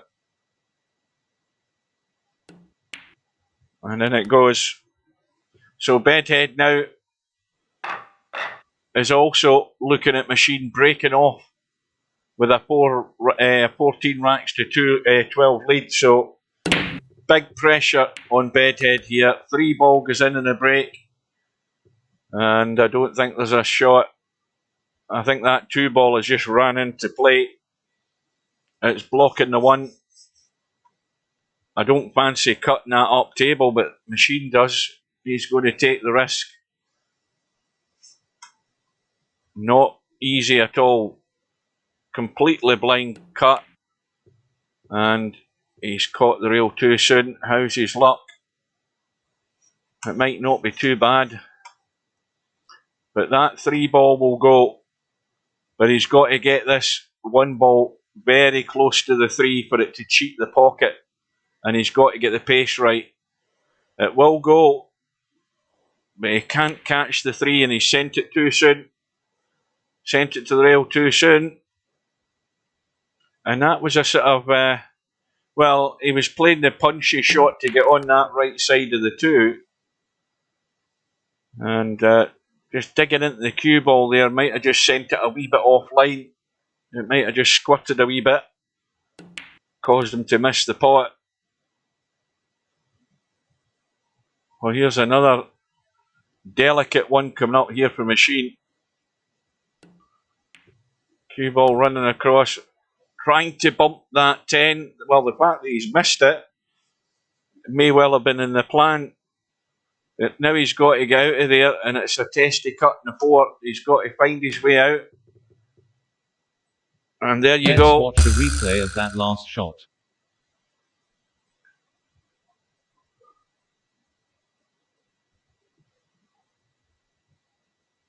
Well, they're feeling the pressure, both of them. And Bedhead comes to the table, and look what he's been left. Nothing.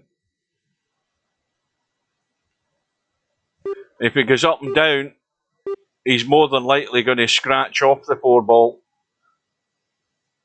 That's what's likely to happen. So he's got to get a slight adjustment on the line where his natural intention would be to go with the flow to get a ball up to that corner. He has to come inside a bit more to straighten the line a bit so that he's going right side of the 4 as we look. Now he's got the right idea.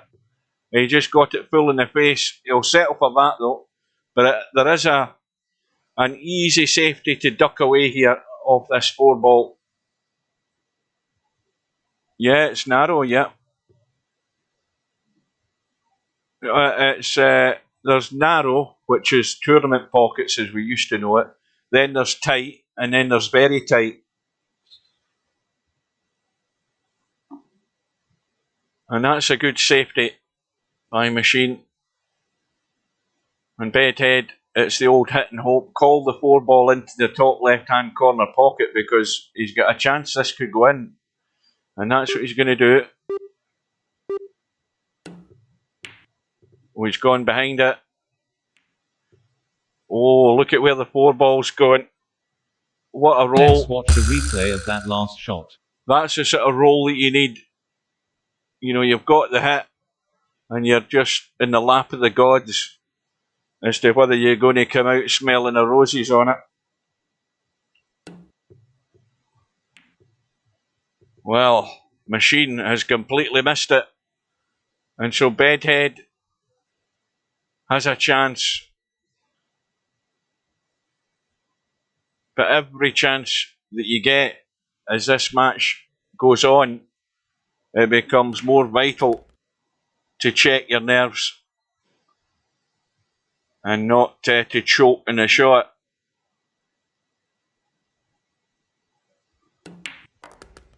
Well, I believe Cobra called it 17, was it 17-12 or 17-14? I can't remember now. Or was it? But anyway, we don't know what it's going to do at the moment.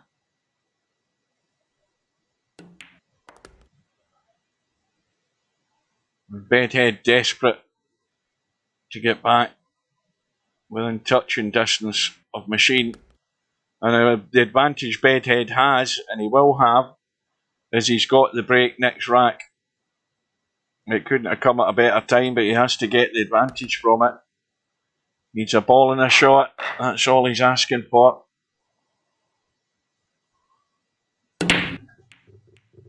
Oh, the 7 ball was thinking of going in. 3 ball has gone in. 1 ball is available. 2-5 combo up top. 4 ball is available. And I think that when Bedhead gets to potting the 7, he's going to have to take a bump, I think. Well, he probably doesn't need to. Well, he almost scratched there off the 9. I'm just looking to see how much room there is. Now, there's good enough room to get to that 8 without bumping anything. From here, it looked a bit tighter at the top end of the table, but it isn't actually.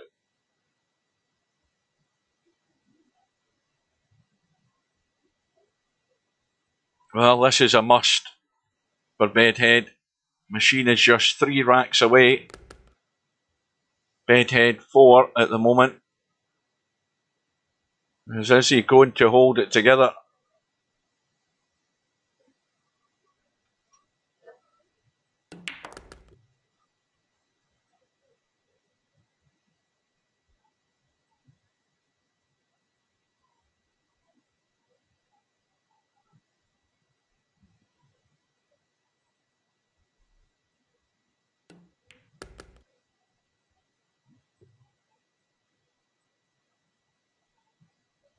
Now this is the vital shot. Can he get out of here clean? Yes, he can.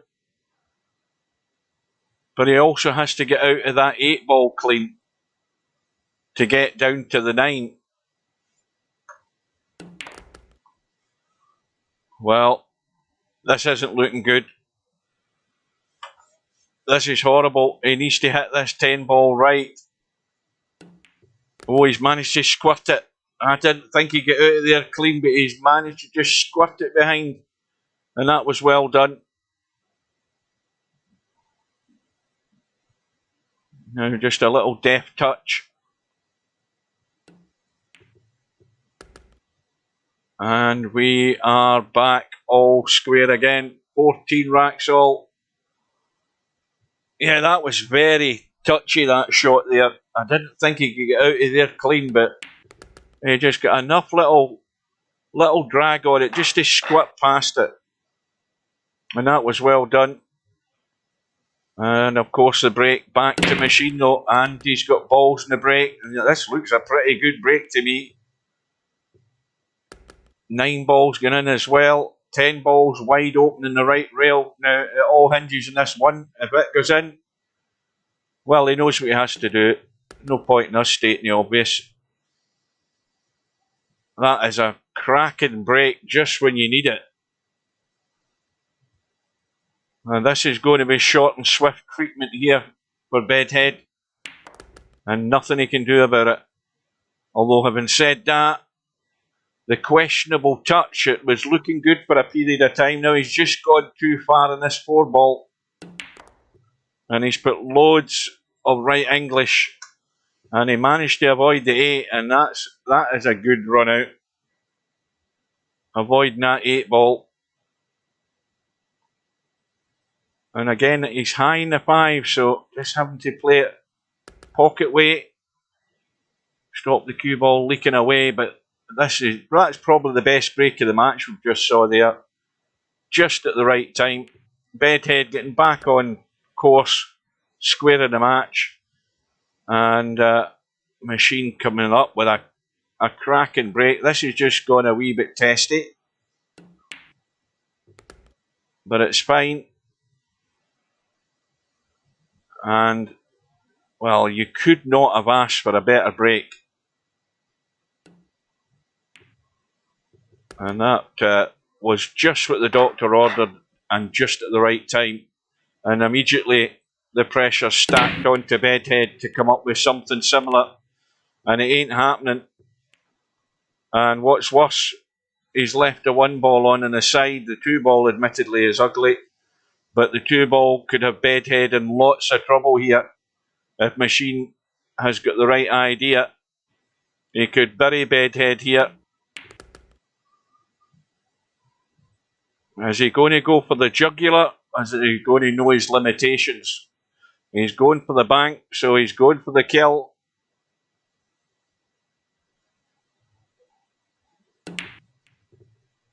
And that's going to be a missed call. And the 3 ball is dead on. Now what does Bedhead do here? Because the 6 ball is in the way.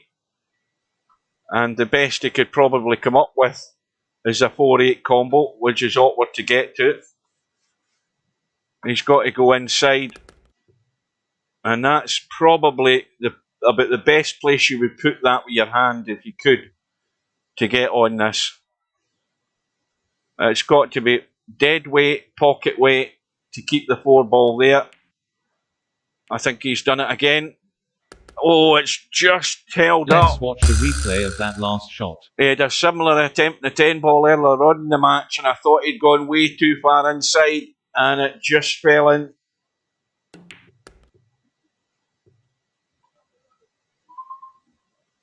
And Bedhead has the table at his mercy.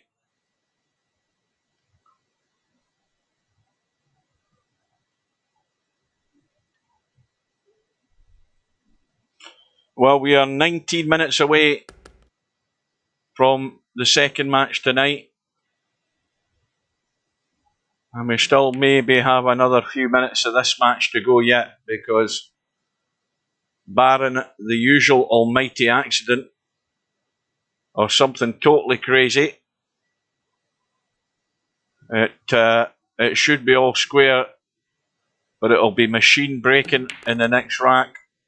Now, well, I think you want to push this in and go to the rail and come back out and across like that. Yeah. So again, Machine can quickly respond if he gets a similar break to he had in his last one. The best of the match.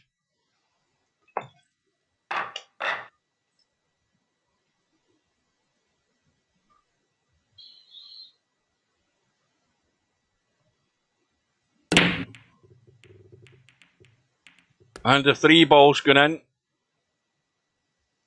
And, oh, let's have a look. The 1 ball doesn't go. He's going to have to call the combo a long combo. And this is all your eggs in one basket here. This to stay at the table. And it's gone in. And the 1 ball still in play. But he's going to have to probably come up with another combo. It's going to have to be a 4-9 combo. I don't think there's enough room to get that past there anywhere near comfortably. And he needs to go high up as he can. Well, he could have done with going another couple of inches for comfort, but he's in as good a line as he probably expected to get on it. And where's the 4 ball finishing up though? Oh, it's going to hang dead in the rail, I think. Oh no, it's just caught the knuckle and it's wide open.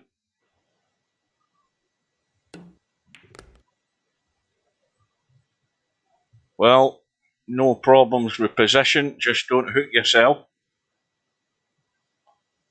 Big high cut in the 5, 6 over the pocket.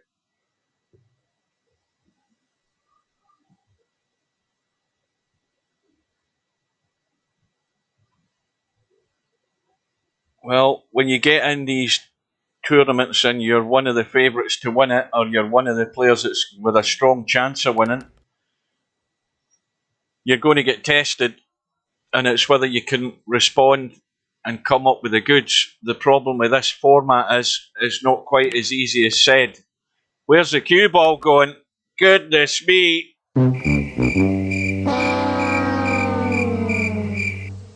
Another complete disaster. A total disaster. You would not believe it. I mean, that is so obvious. Just juicing it up too much. And Bedhead is going to be on the hill. And we've got drama here. And we've still got another match to come. And Bedhead can't believe it. And there's been nothing said in the chat. Not a word. No reaction from Machine. And I think he's shocked. And what's more, it's Bedhead's break. Did something go in there? I heard something. Yeah, the 4 ball has gone. And let's have a quick look. Well, he can see the 1, and he can even call the bank. Well, he's actually calling the top corner because he's trying to duck it. He's trying to duck away here. That's what he's trying to do. He's using those 3 balls, but he's overjuiced it. And that is a big target to get behind. And that's actually not a great safety shot attempt there by Bedhead, because he should have had him locked up and certainly covered. And, well, it might be a last chance saloon here, but when you look at the table, it's got to be the combo in the 5, because the 10 and 5 are locked up, and that's what he's played. And the 1's still in play. But this is nowhere near anything easy here to get this rack done. Not only has he got to get in the 2, but now Machine has a table at his mercy, because he can put Bedhead away here if he wants to.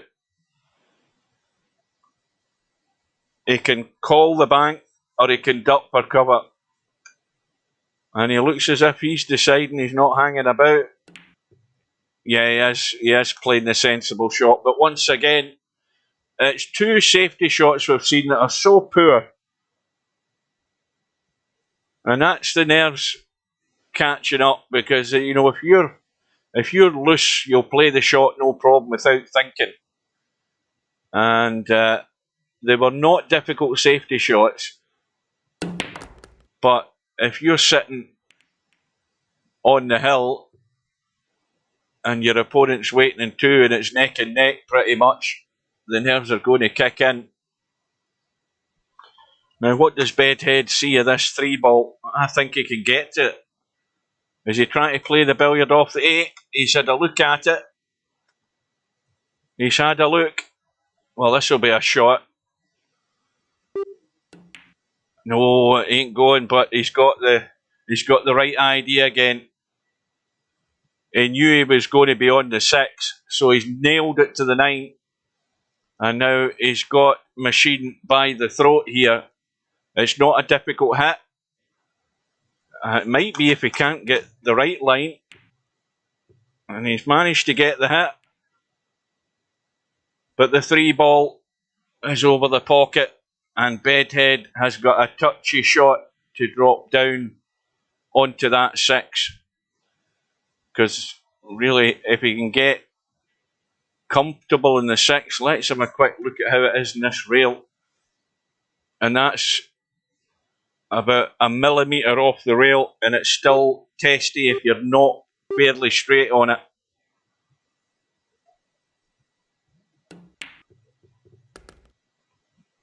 Well, he's going to have the angle, but he has to get this nice and sweet, or it will come away from the rail. And because he has to get the pace in the cue ball to come up with this 7. It's no good just babying this in.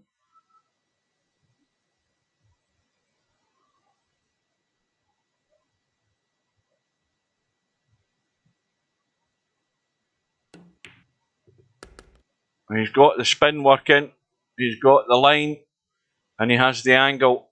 So just these 4 balls will see Bedhead over the line.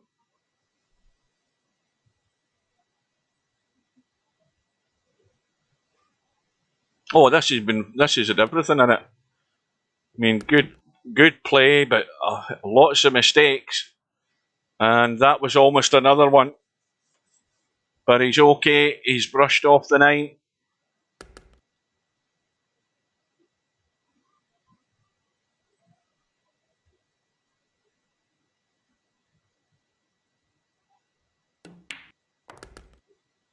Well, Bedhead survives a huge scare. It could have went either way. He's pretty much always had the lead.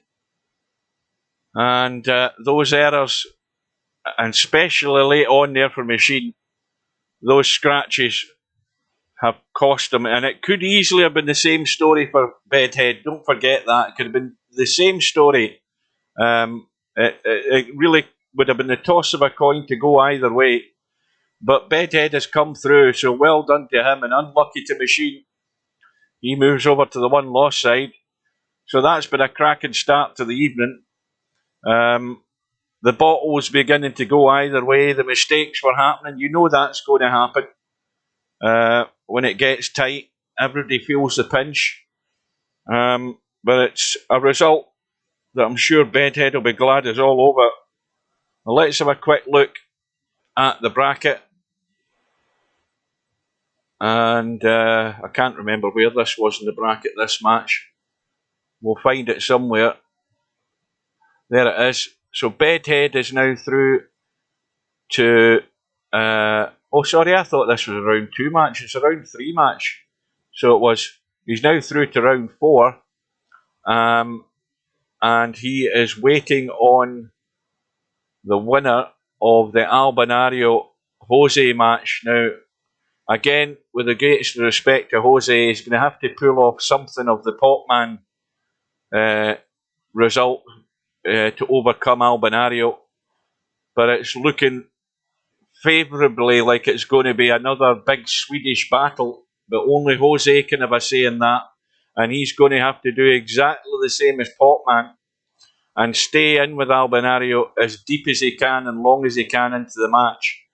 He will not be favourite. Albinario should be too strong. But if things go the way and Jose can stay deep and hold his nerve, he'll have a chance. I'll say it's a slim chance. But anyway, we've got those to look forward to. But the other match that we have is the match between SMOKIN Sid and SPECTREDAWN, and that's about to go in about 8 minutes' time. But between now and then, I'm going to have a little bathroom break, and I'll be back with you in a couple of minutes. Don't go away.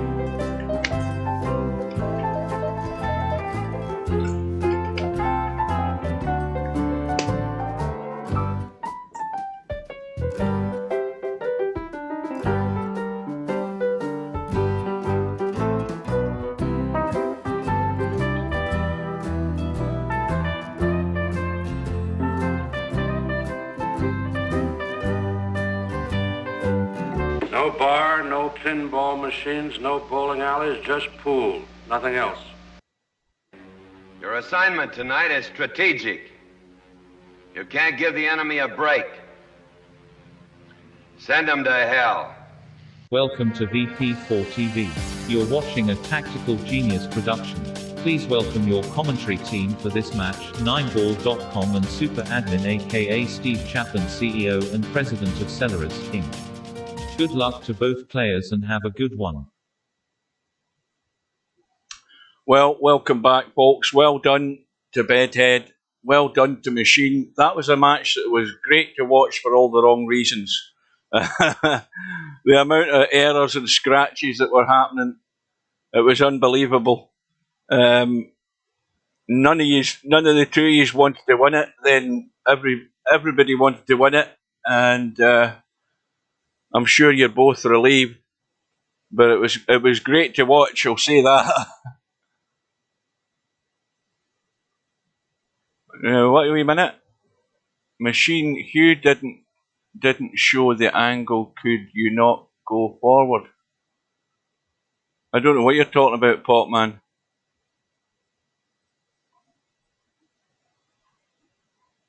What shot were we talking about?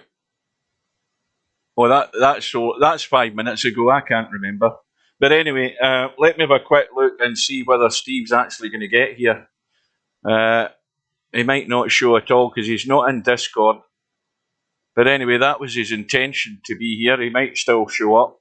So we're on the wrong screen. Let's just move across.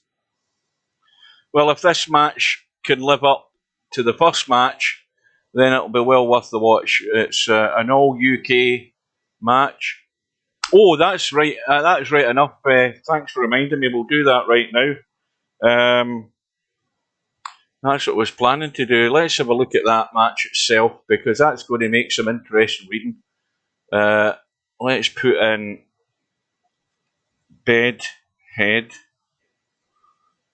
and delete a letter, and we'll get Bedhead, and then we'll put in MACHI, and then delete a letter, and we should have, now it's Machine with a capital, isn't it? I think it is.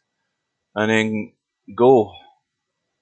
Right, so if we look at the break stats, both had 16 breaks. Runouts from the break, Machine had 3, Bedhead had 2. Break bills 2. The only thing it doesn't do is count the scratches, because there was a bucket load of them.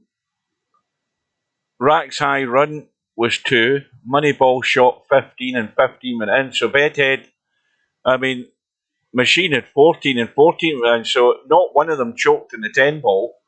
They didn't miss them. But the racks high run, if you look at that, Machine had 8. And Bedhead had 5. And Machine's sitting there with 8 racks high run, and he still lost the match. That was crazy. But look at the balls in the break. The balls in the break was not great. And Machine had the best break of the tournament, I think. Certainly the best break we're probably going to see tonight. And even then, he's still 0.8 for the break percentage in balls made. So that was interesting to look at. But anyway, well done. It was good viewing. Now, has Steve arrived yet? No, neither of the breaks were great tonight. But as long as you fall over the line one way or another, it doesn't matter. You can worry about stats at another time. I'm just going to check again. No, he's not there. Well, he might not be going to make it, so we're about a minute away, a minute and a half away. Let's have a quick look in the lobby. I would assume that SPECTREDAWN is either in a room or he's in away mode, as is SMOKIN Sid, so that's good. It's always good to see both players here. So we're all set and good to go once the room goes up. So let's have the predictions. Yeah, I suppose that's a tactical move, Machine, because it doesn't get any easier in the tournament. It doesn't get any easier. You're going to bump into somebody like that sooner or later. As hard as you try not to, you're going to end up meeting up with them.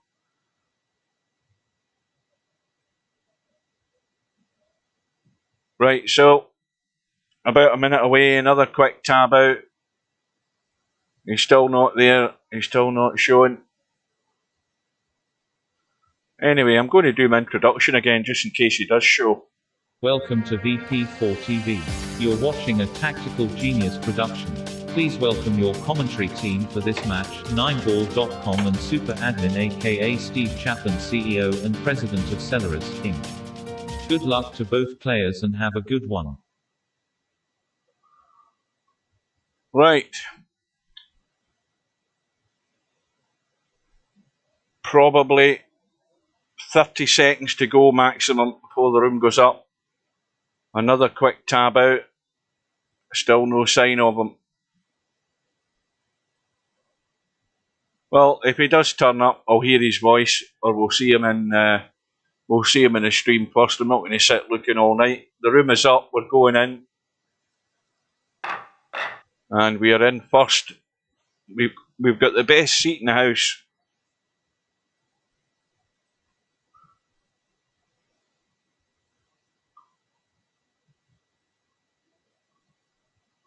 $17.11 to SPECTREDAWN, and that's not having seen SMOKIN Sid play. I think you've got to see a couple of racks before you start getting an idea how things are going to go. We know how SPECTREDAWN plays. You know, if he can see a ball, he's going to pot it. Simple as that. That's his strategy. It's straightforward and to the point. He doesn't mess about. If you leave a table where there's balls in the open and balls can be potted, SPECTREDAWN will duly oblige and do it. So Sid is in. And we're just waiting on SPECTREDAWN arriving. So here we go. And if you look at the rating there, there's about, 100 points difference, 102, so there's nothing in it really.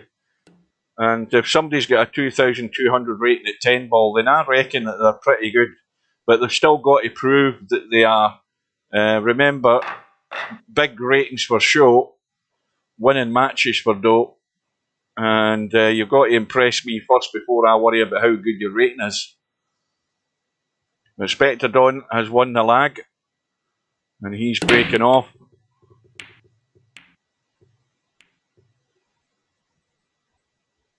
Oh, it isn't a 10 ball rating. Is this just an overall rating he's getting? Nah, you're right enough here, Pig. And again, that's probably true enough. In fact, that's probably true about BEDHEAD. When we think about it, that's what we keep forgetting about, is the fact that BEDHEAD's 10 ball rating, in fact, pretty much everybody in the top end of the VP4 has probably got false 10 ball ratings. They've been given averages by the system. And that's well pointed out, because I keep forgetting that. Because there's no way BEDHEAD plays that amount of 10 ball to justify having such a high rating. And pretty much a lot of these players are on a similar footing. And that might be the case as well for SMOKIN Sid. He's probably played not an awful lot of 10 ball. And as I say, I don't see him online a lot either. Yeah, I probably wasn't paying attention to it.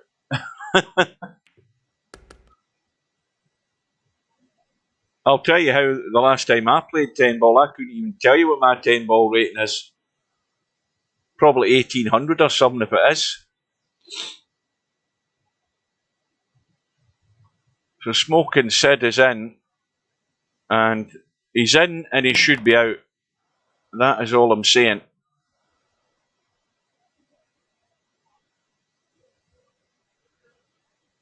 Alright, I'm going to do one last tab out to have a quick look.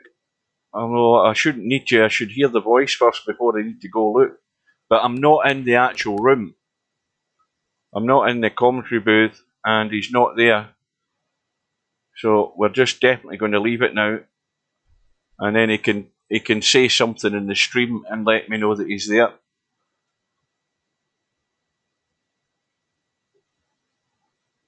Now he has to avoid that 10 ball or run into it, whatever he decides. Well, he's avoided the 10. Bumping it from behind has not caused any problem. The usual things that you always have to be thinking about is how you're leaving yourself on this 7, just to make it simple, and then have that angle on the 8, which I think is pretty tight looking. That's frozen. That's locked on the rail.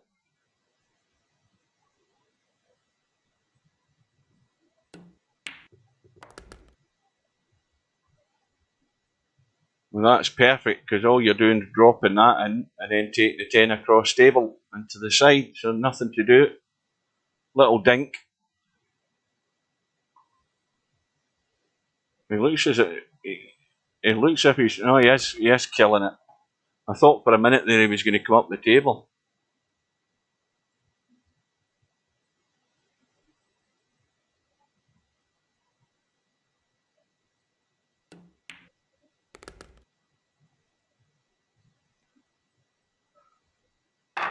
Well, when you get to deeper in these tournaments, you're always going to bump into trouble most of the time. You're either going to bump into a Cobra or a Larry or SPECTREDAWN as it is now. If your game ain't up to scratch and you ain't consistent enough, then your time in the winner's side's going to be over soon enough. It's unlucky when you get such a tight finish to a match. There's always, the obvious cliche is somebody has to lose. But then again, Machine's over on the one-loss side. That's another player you don't want to bump into in the one-loss side either. So the push-out played.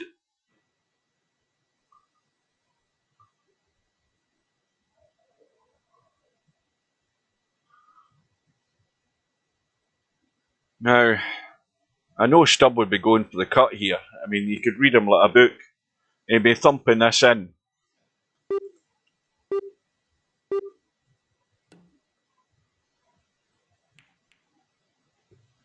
And Sid hasn't found a weight. He's underhit it. And again, early in the match, you can forgive that. But that's going to have to tighten up rapidly. Because again, this is like feeding the wolves, this table. Because SPECTREDAWN will just chew this rack up and spit it out.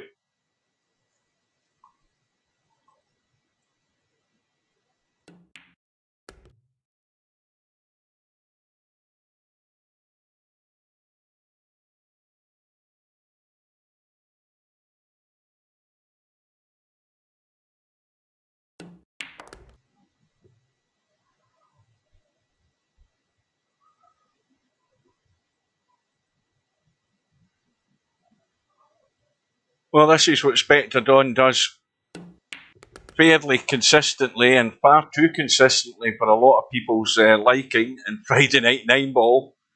Because if you go deep into the tournament, you've got a fair chance of bumping into SPECTREDAWN every week in Friday Night 9 Ball.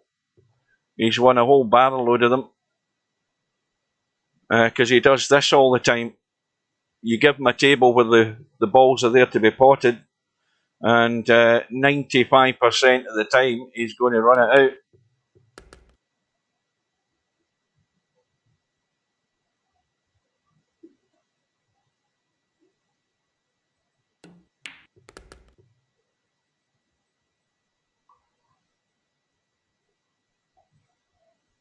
So this all came about from a safety that didn't get there for Smokin' Sid. And he's going to find out very rapidly what the penalty is for not putting SPECTREDAWN away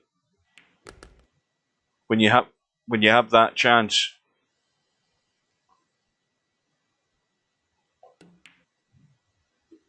And the break stays now with SPECTREDAWN.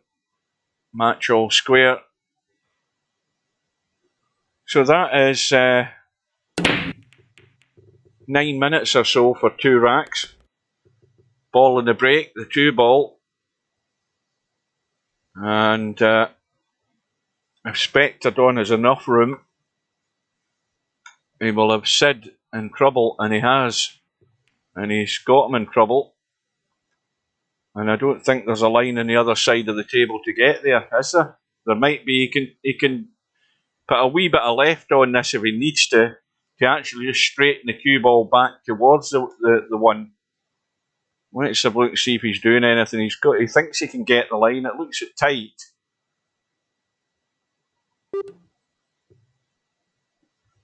And the commentator's eye said he needed that little bit of English. He needed a little feather of left so that when that cue ball hits the rail, it doesn't open up as much. It straightens up and comes back into the line. But it was a very fine window to get in. The 1 ball is, I'm pretty certain there's enough room to get that 1 ball past the 8. And he's looking at locking him up again here. Maybe is my eyes deceiving me? I think the worry is the fact that the 3 ball's where it is why he's playing the safety. I mean, that's obvious.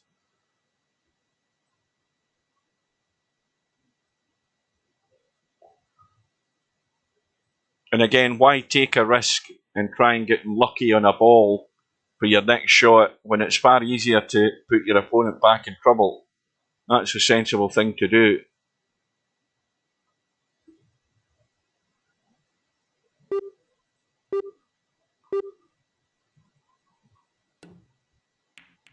Oh, this 1 ball. Well, of course, it wasn't called, so it wouldn't have mattered. But it's going to have to be kicked in. A quick look once the camera resets itself. This is not got a lot of room. This has got to be spun. Yeah, that was not easy to execute. It either goes well or it just doesn't go at all. But it's a chance for Smokin' Sid to see if he can come up with something. But he's got immediate problems. Potting the 3 balls, not the 1 ball's not the problem. It's what he can do to get to the 3 somewhere or another. Now, was he trying to get in line to play the combo? I think he was. He's way short on it. Is he going to call it? Or is he going to try and duck away? I think he's ducking away.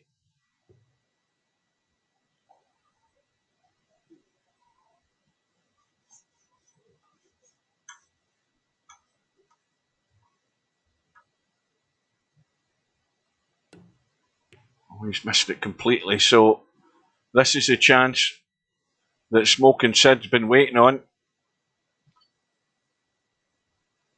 Now let's see whether he can find the path to take these out, and we'll get a reasonable idea of where he's at. And that wasn't it. That ain't the shot I would have played.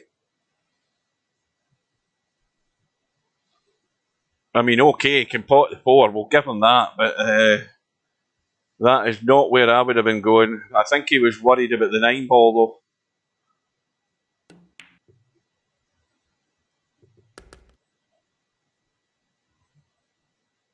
I mean, again, he's still got the problem of getting to the 7. And now he's got himself into the famous bedhead territory.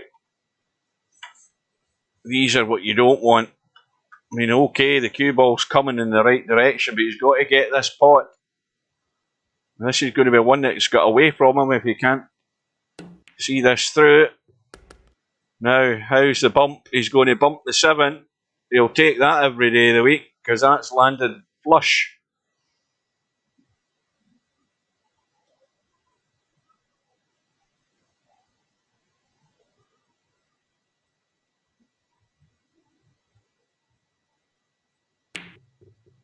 Oh, God. Let's watch a replay of that last shot. The little punch and the stun has caught him out. The VP4 pockets have done him.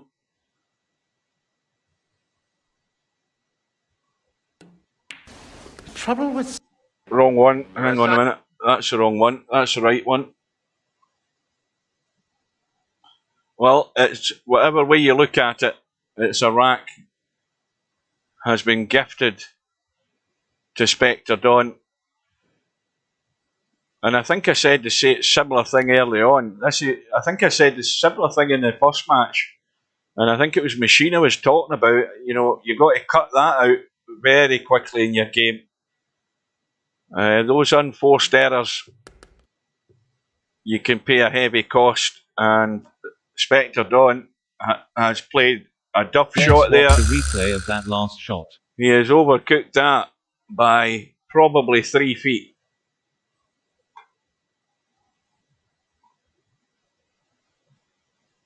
But he's called it into the corner and he's been caught out this time. And SMOKIN Sid has no option but to play this at the right speed to play the reverse bank into this bottom corner as we look. It's a reasonable enough line. It's off the rail, I think, a wee bit. If he can't slam this, he's got to get the pace and it will hold the line.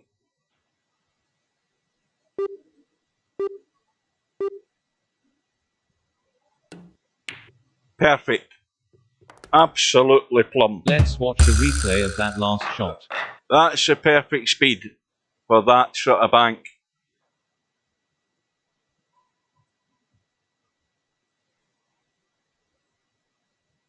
And it gives him the lead, and he's on his break.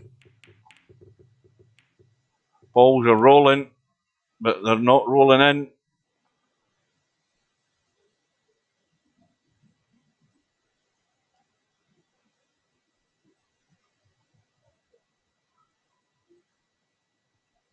Now, the big wide open space in the middle of the table there between those two sets of balls, the 5 and 8, but SPECTREDAWN again. Let's watch a replay of that last shot. Trying to get to that spot. He's punched the one to the far jaw, and has he got cover though? No, he hasn't, because the one's come right back into play up the table.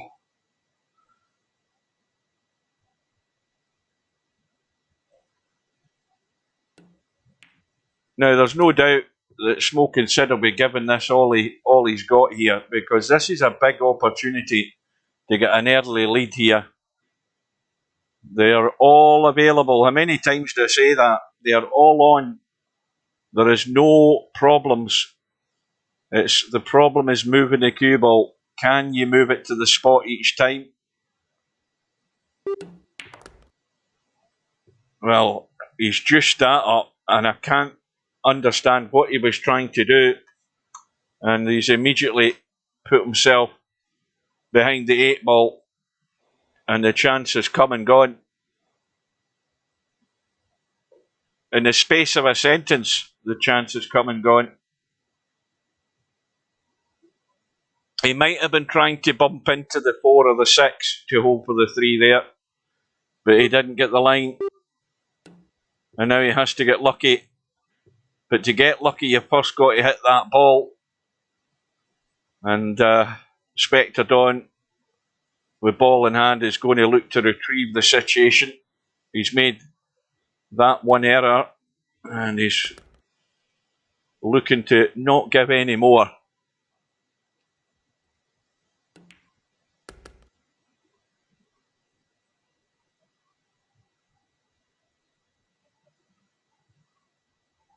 Well, on the 5, let's have a look around, see how it looks. Well, he could bump the 8, no problem. That'll hold the cue ball.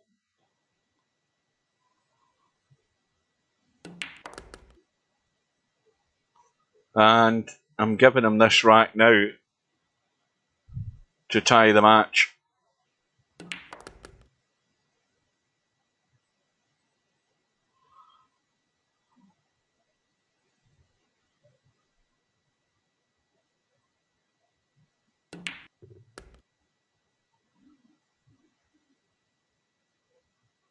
Well, we've got to be, what, 2 rails? Or is it 1, 2, 3 rails? A little bump in the 9, let the cue ball do its thing. Get yourself higher on the 10, like that, and then you're laughing, you've not a problem.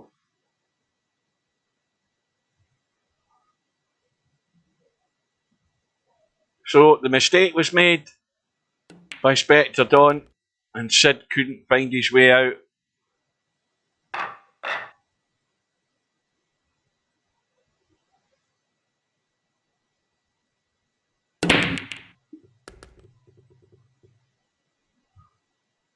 The ball has gone in. It was the 6 ball, 7's over the top left. 1 ball goes past the 3, no problem. 2 ball onto the 7 for the combo. This rack's over. This is SPECTREDAWN going to do what he does. Just mark it on the board, folks. He's going to be in the lead.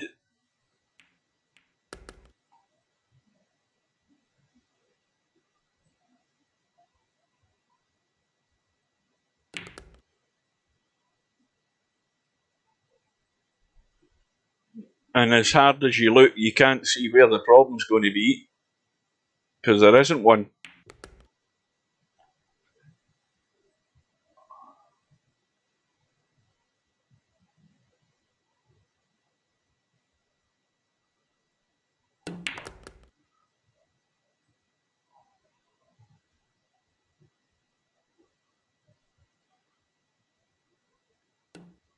One last tab.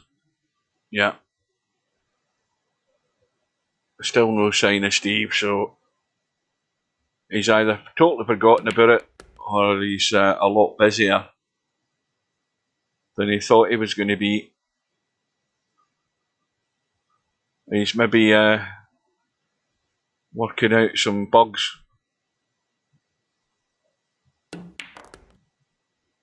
Now, has he come low enough? Well, he's come to that position where you've got the thin cut or the bank. He's going for the cut.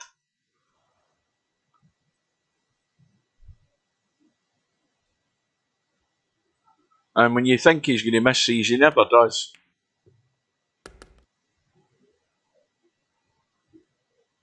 So a break and run from SPECTREDAWN, and a slender 3-2 lead.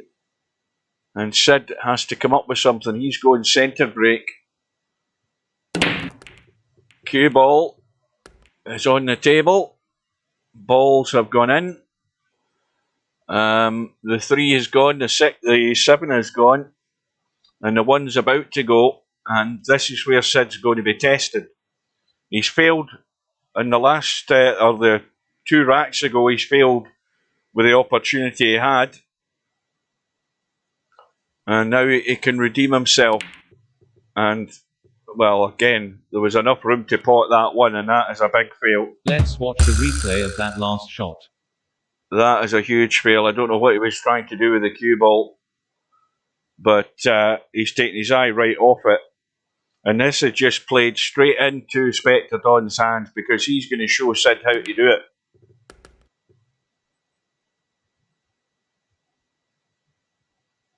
And the gap has the possibility of being 2. There's the big problem is going to be from the 4 to the 5, and that bump in the 8 ball. Well, we can see the 5 goes into both pockets, but look at where the cue ball has got to go to get there. It's got to do an awful lot of yardage. The pace is good, the line is good, and the end result is good. Let's watch a replay of that last shot. Cracking all the way.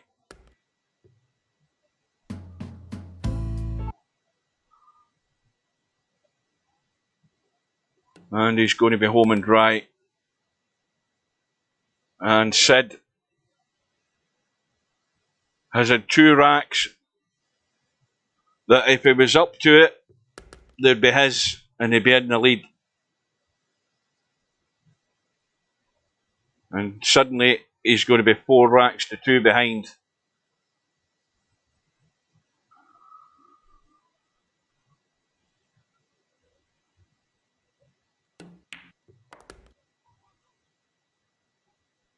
Cue ball's okay, just.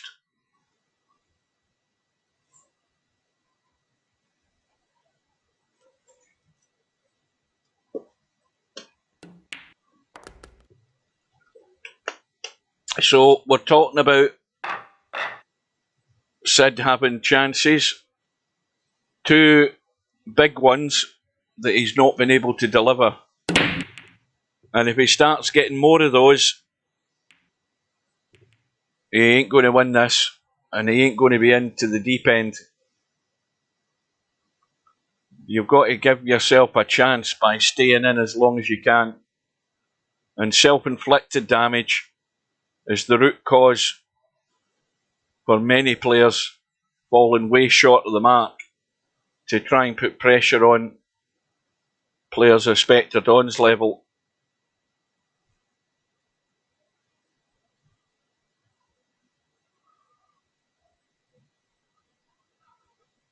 Well, somebody will give you that because I'm too busy focusing Slim. But it was a close match. BEDHEAD having a slender lead for a big chunk of it. Machine getting back into it. Scratches all over the place. Some mistakes, a few mistakes. Most of the mistakes were scratches, I think. But in general, the guys were doing pretty well, and you couldn't call it either way in the end. But BEDHEAD got himself over the line. And this match here, there are ominous signs early on here for Sid. Having had 2 reasonably good opportunities to see a rack through, he's managed to get himself in trouble, make mistakes, and not been able to come up with the goods. Now, as he called the 4 ball, I don't know what he's trying to do here. He's not called anything.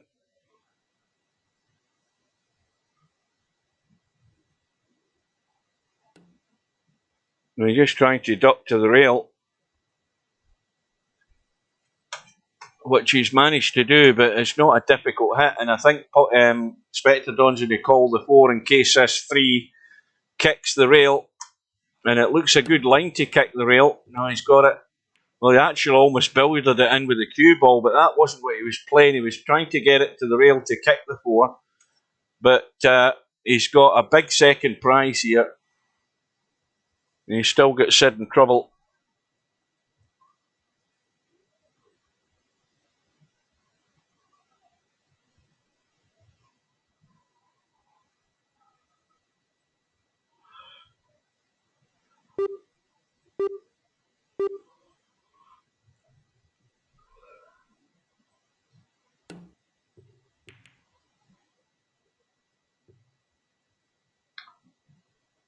Not a bad result, but I think let's see how this looks past the 10. Plenty of room to pass the 10, and the cue ball again is going to head in the right direction to come up for the 3. The only worry you have with this shot is you have to hit it with such a pace that there's enough pace that when the cue ball hits the 2 that it's going to go in. That means that therefore the cue balls come up and down the table. Watch the cue ball. Oh, he's okay. He's going higher up the table again, but that's fine. And the 5 goes past the 9. And again, well, let's watch a replay of that last shot. oh, I thought that was the 5 was on. I take it back. That was my mistake. I'm falling asleep, guys. Forget about it. I'm forgetting about the 4 ball. I'm too busy looking up the table, not paying attention and reading the chat. There, that's my excuse. Now, is he on the 5? Yes, he is. And a nice little angle in this 6. Just inside the 6 is fine. It means the cue ball's going out into the table.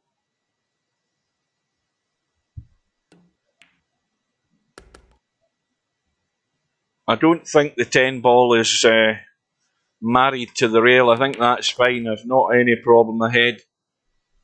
But again, I keep repeating myself. SPECTREDAWN will do this all night. He'll just do it all night, given the opportunity. And now there's danger here. It's a 5-2 lead, and Smoking Sid's got even more pressure on him, and he hasn't been able to come up with that response in those 2 racks that we've seen.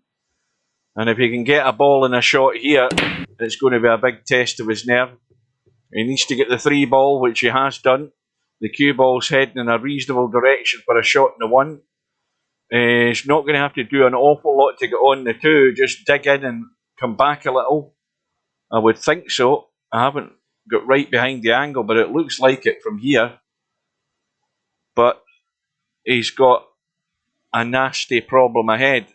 That 6 ball tucked away behind the 9. We know that it goes into the top left-hand corner, but you have to get to that narrow side of the table to be able to play that.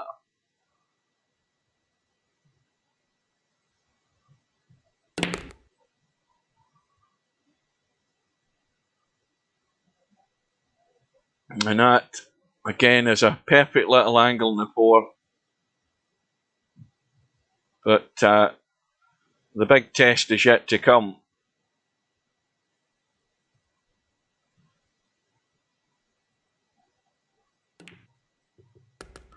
Well, in fact, he's probably the worst position you could be. He's pretty straight in this 5 ball. And he's really limited. And at best, if he got this cue ball running, he's going to finish down here and he can play a lock-up. That's about the best outcome. He needs to avoid the 7, but he needs to juice this up with loads of spin and avoid the scratch in that corner pocket. But that's the shot he should be playing. I can't see any other option. He's got to amp it and juice it up big time and get it running. Avoid the scratch, which he has done, and now his best option now is to keep going low and play the lock-up. And he has to, I think he has to be, I don't think he's got the line for the bank. He's just got to make sure that he nails the cue ball and is confident enough to play this. I can't believe he's not trying to cut it, no. He's trying to come the other way. And again, he has not got the legs, and that won't do. You've got to be confident enough to play the little stun and kill the cue ball behind that 9. And Sid wasn't up to the task. And because of that, he's watching another rack drift away. When's he going to work out that if you let SPECTREDAWN see a ball and the rest of them are all there, the outcome is inevitable. You're watching racks leaking away here, Sid, and you need to you need to get your head screwed on fast, my friend, or you are dead and gone.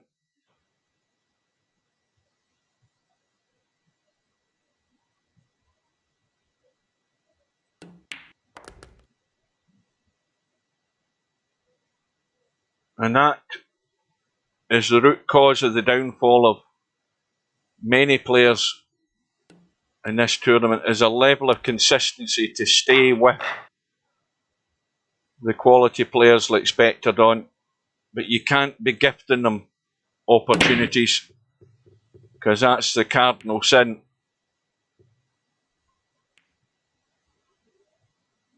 And the pressure stacked on Smokin Sid. A 4-rack deficit, and he might not be able to see the 2-ball here depending on what he does. I mean, he's got to go forward. That's the first thing.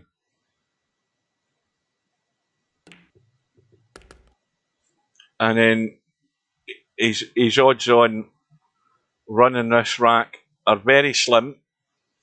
So what he has to do is get a good tight safety at some point. Now, he could play a breakout here and still be lucky and be on the 3. He's played for a bump. It could have done with a wee bit more juice, I think. But now he has to get into an open space to be able to see the 4. Oh, I noticed Steve's arrived in the room. Let me see this shot first to see if he's in Discord. Oh dear, goodness me! Let's watch a replay of that last shot.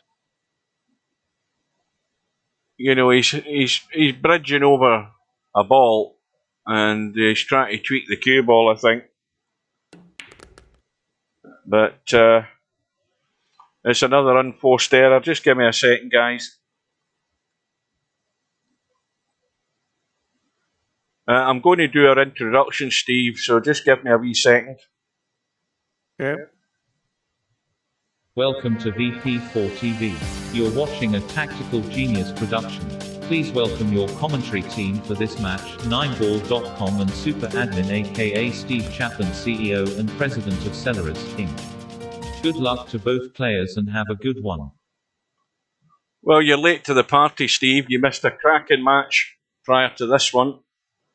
But this one's got an ominous look about it already, I'm afraid. The errors have been there. Too many from Sid. And SPECTREDAWN, well, you can list the errors in one finger, because he's made one. Missed a 1 ball into the side, and that's all he's done wrong so far. But the rest have just been picking up the pieces that Sid's been leaving. Well, that was a good opportunity to play safe there. He hit that 5 ball a little too thin. He hits that right, and he could have got safe. Just need to hit a little thicker. One Pocket Slim says, your stream is becoming way too professional. It's sickening. I wouldn't call it, I mean, I would call it at best amateurish. You watch some of the guys, but I mean, they've got all this chat stuff, all this subscription stuff, because they can monetize their streams, because they're getting like, 1,500 people watching, whereas I'm getting 15. I don't have those wild ambitions. It ain't gonna happen. I'm happy with what I've got. Yeah, he overhit that one a little bit, but shouldn't be a problem. He does this on a regular basis, Steve, and you think, well, he's left himself in trouble, but he puts them away all the time. Yeah, well, that's not a shot you expect him to miss. I mean,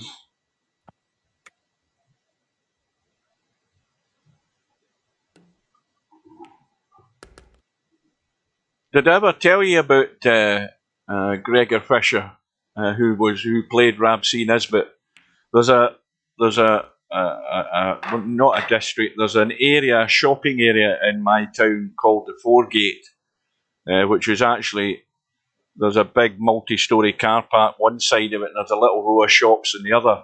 They're actually pulling that car park down. this shows you you're getting old, because I saw them rebuild the centre of my town, put up this multi-storey car park 40 odd years ago, and now I'm going to see it pulled down.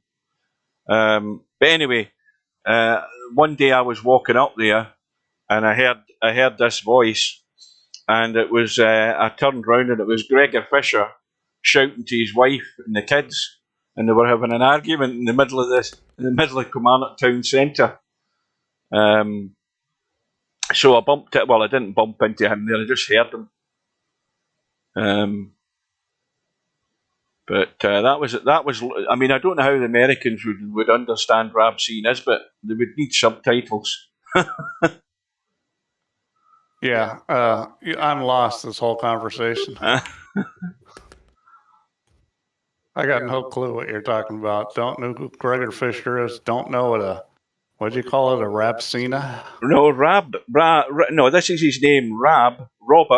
Rab is a short term for Robert in Scotland. You call it, I mean, in the States you call him Rob, but over here we call him Rab. And his middle initial was C for Charlie, although that wasn't probably his middle name. And his last name was Nisbet. And he was a philosopher, shall we say.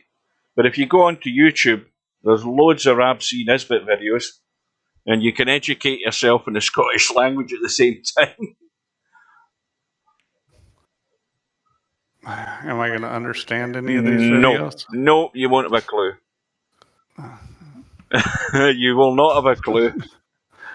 I'll say that to you right now. Now, where are we going with this match? It's now 7-2, and Sid has finally got cover.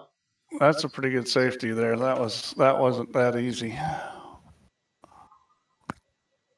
So what have you been doing today, Steve? Have you fixed anything? Have you broke something else instead? I went out and hit the little ball. So there we go. I didn't break anything today. I thought he was going to. I said to the guys, I said, "Oh, Steve's forgotten to come in. He's probably so busy." And then, of course, I didn't think. No, he's tramping the acreage of the golf course. Been really busy and hard working. There you go. What a life! What a life! I did fix. Let's see. A couple things got broken. You may not have noticed. Remember that thing you said once upon a time? How come we don't have HTTPS on all the web pages? Well, we do now, and that broke some things. Oh, that's great. So I had to fix. Let's see, links for the ladders, player links for the player pop-ups. Which until I do a release, it's still broken, but it's been corrected. I just have to do a build, which I'm getting close on. Let's see here. Well, they're doing quite a safety battle here. Well, this is sitting real good here to get them 5 ball straight up the table and run into the 6 and get them with the 10. Got to hit this a little inside English. And I don't think he is. If you don't hit it with inside, it's harder to get. See that? Yeah, that was the wrong way to play it. You had to hit that with right English. Send the 5 straight up the table. He's been doing stuff like that where he's trying to deliver the safety, but he's leaving them wide open. And Sid says, I don't know whether he typed that now or whether he typed that a minute or two ago. He says, "Oh man, get a grip." I don't know whether that was a reaction to one of the shots he just played, but he's now looking at another rack leaking away. Yeah, let's see what he decides to do here. He's just going to go for the dink here, I think. Slim says, listen to this, Steve. Slim says I'm going to guess he shoots low 90s, high 80s. Only on a really bad day. Yeah. That would be a pretty bad day.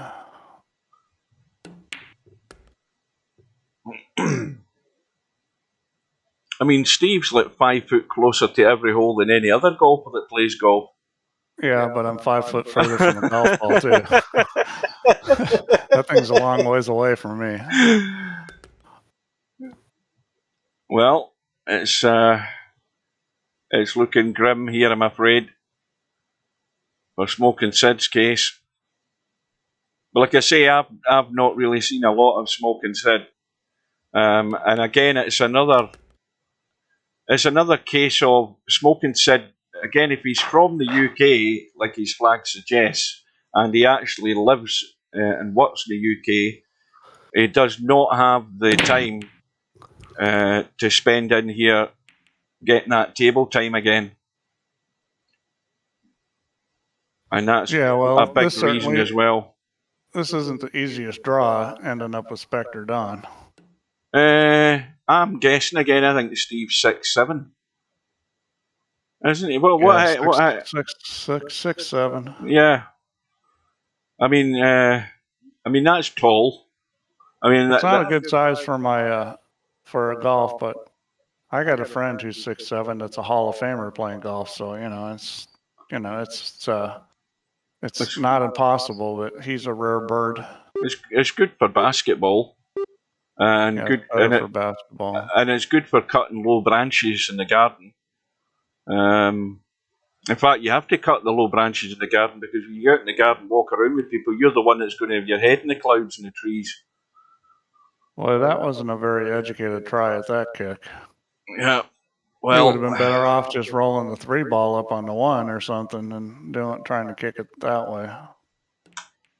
It looks like he's going for the 3 foul, but he's not going to get it unless Sid does something stupid here. Well, I'll tell you what I'd be doing. I'd be slamming this and calling the 6 into that other corner pocket up top side. I'd be giving it a bang. I quite like the line that 6 ball was sitting. That was a pretty nifty shot there. Now he's looking to duck away. Did he hit that there? I don't think so. Yeah, I didn't think he could hit it. There was a shot. No, he didn't. There was a shot earlier on in the other match where a player played a kind of similar, very thin shot, and I thought he completely missed the ball. He actually ended up scratching the top left-hand corner pocket because of it. Oh, it's pretty crazy when the ball, just rocks a little or something. I remember we were playing in the state finals pool league team, and one of my guys is up there playing, and his opponent goes to jump a ball, and there's like probably 400 people watching this, and the guy jumps the ball, and the cue ball hits the ball he's jumping over. Mm-hmm.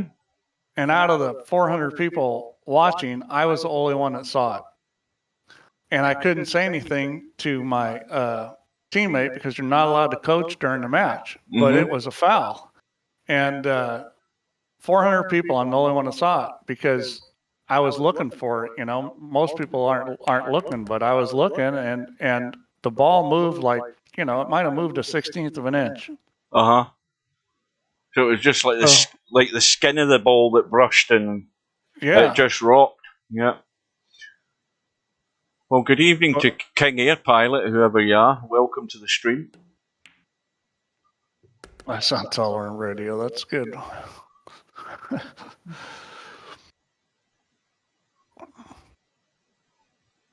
So, Smokin said, dare we say it, Steve, he's got a great chance here to get another rack in the board. Well, this is a little tricky here. I mean, getting a line coming down for the 6. I mean, it's not a hard shot, but if you don't know this is a little tricky. He's jacking up here. Yeah. Yeah, that's not very good. No, that was way short of anywhere good. It's a bit like a bailout shot where you're at least trying to give yourself a chance to see the ball, but you're leaving yourself far too much work to end up doing. Yeah, that's the kind of shot that you can. If somebody runs those kind of shots online, you can tell they can really play. Because there's certain shots like that people have a hard time getting them online. Mm-hmm. And that one was sitting just. It was one of those ones where most players wouldn't run that on the perfect line. As soon as you see guys that run the ball on the right line all the time, those are the guys you don't play. Yeah. Well, I'm pretty much going to give him this. Yeah, it looks like it looks like he's got a decent game, but like a lot of these guys, he doesn't kick very well, and you know, I mean, in this kind of game against a player like SPECTREDAWN, the little things like kicking become big because, you know, he's going to play you safe. You're going to have to be able to kick. Well, I'm willing to guess that Smokin said probably jumps pretty well, and he's probably lost without that jump stick. Well, that's the problem with playing with jump stick all the time, you know. Oh, look at that rack. Well, that's what you call a slug. Let's watch a replay of that last shot. Fire the referee. I mean, they all just sort of died. Going to make this interesting, though. This would be a good time to try to 3-foul him. I think SPECTREDAWN's thinking the same thing. Well, I don't think that was good enough, though. Well, I mean, he can't see the ball. He's got to kick at it, but, you know, you would think he'd be able to kick this, so he's going to try to masse it. The only way he can screw this up probably is hitting a 4. Well, yeah. No, he found another way. Well, I don't think that was that difficult to get out of. It didn't need quite as much pace. It needed to be a softer and sort of gentle touch. Yeah, it was. You have to hit that easier to get it to turn quickly. So he's going to try to 3-foul him here. Oh, he's going to play the 10 ball. Yeah. Now, if he does this right, maybe he can get a hook out of it too, because the 1 ball is going to come up table towards the middle of the end rail there. If he could put him on the 4 ball or something. Although usually with this kind of stuff, if you try to do a lot, it's a mistake. Yeah, that's well done. Let's watch a replay of that last shot. Yeah.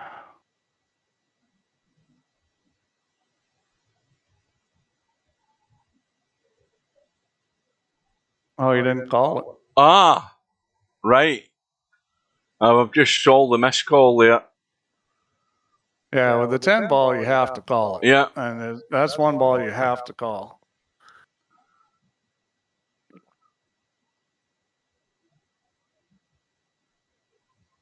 Yeah, I mean, you might not have realized that, but the 10 ball, you have to. Yeah, I was too busy looking at the lineup there for the 10 ball, and again, you just assume that he's called it and never even paid any attention. Well, now he knows. At least it's in a match that he's going to win, not one of these matches that's going hill, and he does that. So if there was a time to learn, that was it. Well, you've got to try and duck away somewhere here and get lucky behind that 3 and 7 if you miss the 10 ball. I don't always slot balls in, but when I do, it's the 9 ball. Okay, so we got a guy with a sense of humor. Well, you probably don't see that commercial in Scotland, do you? The world's most interesting man. No, we don't get those. Because you could never play that there because the guy's not Scottish. I mean, in Scotland, wouldn't the world's most interesting man have to be Scottish? Not necessarily. See, with here we can use a Mexican because, we're, that's the way we are here. But you guys couldn't do that. No, you're not as politically correct as we are nowadays. You can't do anything like that now. Somebody writes a letter. Oh no, the world's most interesting man's a Mexican. Oh, yeah. What's wrong with that? Well, that's a bit of a sort of going against the stereotype, isn't it, against Mexicans? If you know what I mean. I think that's a sort of line I would normally read from the United States relationship to Mexicans. Maybe I'm picking it up wrong. Anyways, I think he's Mexican. I mean, the kind of dress they put him in stuff. I mean, maybe he's Spanish. I don't know. He looks like he's Mexican, but it's hard to tell because the Mexicans look a lot different, because they've got a lot of Spanish blood, but then they've got a lot of Indian blood too. So, there's no look that's Mexican. Well, he doesn't have a big sombrero on, does he? See, the only Mexican I've really known is I've known 2 Mexicans in my time. One of them's Lee Trevino, the other one's Alfonso Bedoya. That's the only 2 Mexicans I've ever known. And everybody scratched their head saying, "Who's Alfonso Bedoya?" Where did you meet Lee Trevino? Oh, I haven't. Well, I'll tell you this, Steve. As I sit here and live and breathe, in 19, tell a lie, it'd be 2000. I think it might have been. I'm not sure it was the year Tiger won it, but I was at St Andrews. Well, that'd be 2000, wouldn't it? Because I think St Andrews was 2000. I was at St Andrews sitting in the stand behind the first green at the old course at 6 a.m. in the morning, waiting in the first tee off at 6:25, and one of the first tee offs was Lee Trevino's last Open Championship, and So your definition, knowing somebody, is you saw them tee off at the first hole at St Andrews. No, I saw him. I saw him tee off with the binoculars because obviously he was on the tee at the clubhouse. But I then saw him play his second shot right into the burn, and then he was dead and buried. He dropped 2 shots straight away in the first hole, and we never heard of him again. Well, when I'm saying I know a lot of Mexicans, I mean, like my mentor, Frank the Barber, is a Mexican. I mean, I know a lot of Mexicans that, from living in Los Angeles. Right. Well, I know a third Mexican. I've just thought of one. And his name is Speedy Gonzalez. I know him. Jeez. And as I said, I know Alfonso Bedoya because I watched Tres de la Sierra Madre 100 times. And I could act a script in that movie. Well, Sid really needs to get out here. Oh, I think he needs more than that, though. I think he needs divine intervention here. Already calling the doctor? No. He's called the 9. So this is still the same game where the 10 ball went in uncalled. Yeah. And this 9 needs to go in. And, well, he's given it every chance to go in, but now... He's got a kick. It's not this easy, any guaranteed kick, though. Yeah, he's got his skim it. He's going the other way, though. I don't like going that way. I'd much rather go that way. You're better off going off the other long way before you do that. I don't know what he sees in doing this. I mean, how's this going to cut in from going that side? Is he just really trying to hit the 5? I don't know. He's trying to shoot it the hardest possible way he can. He must. Oh, that was a plan. Let's watch the replay of that last shot. We never thought of that. That was a plan he had in mind all the time, hooking him behind the 6 and the 10.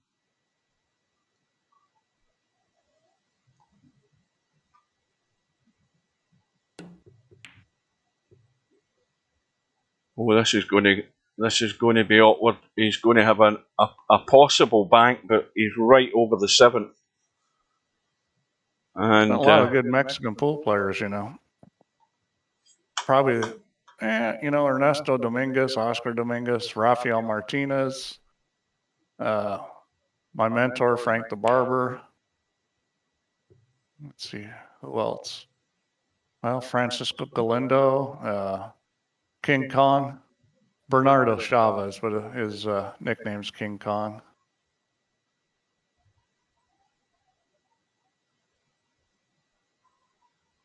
How do you guys not see that shot? What do we pay you for anyway? I've played a lot of matches against Morrow. All those guys I've played a lot of matches against. Because they're all in Los Angeles. Well, SPECTREDAWN is lashing out and going for broke there with that shot, and I think he considered himself fortunate he didn't break them 2 balls out, really. I don't think he's done any damage to them. And Smokin said, well, if he's going to have any chances, I think he's got to come out and top in this rack one way or another. Well, he's played that better because he's checked it up with right English just to try and kill the pace in the cue ball. He's managed to deliver this time. But it's all going to hinge on a 6 ball, which ain't going anywhere right now.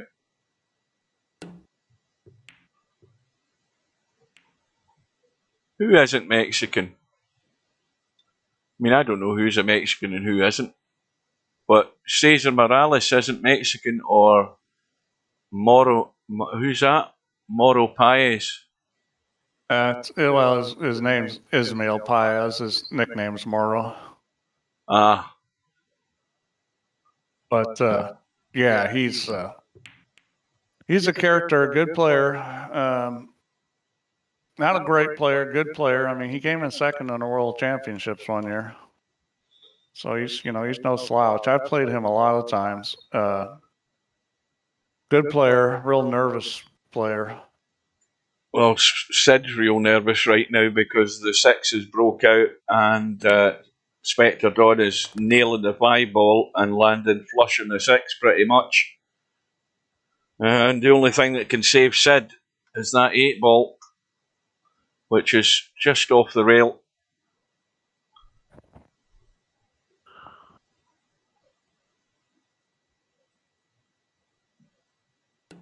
Cesar Morales was Efren's pseudonym.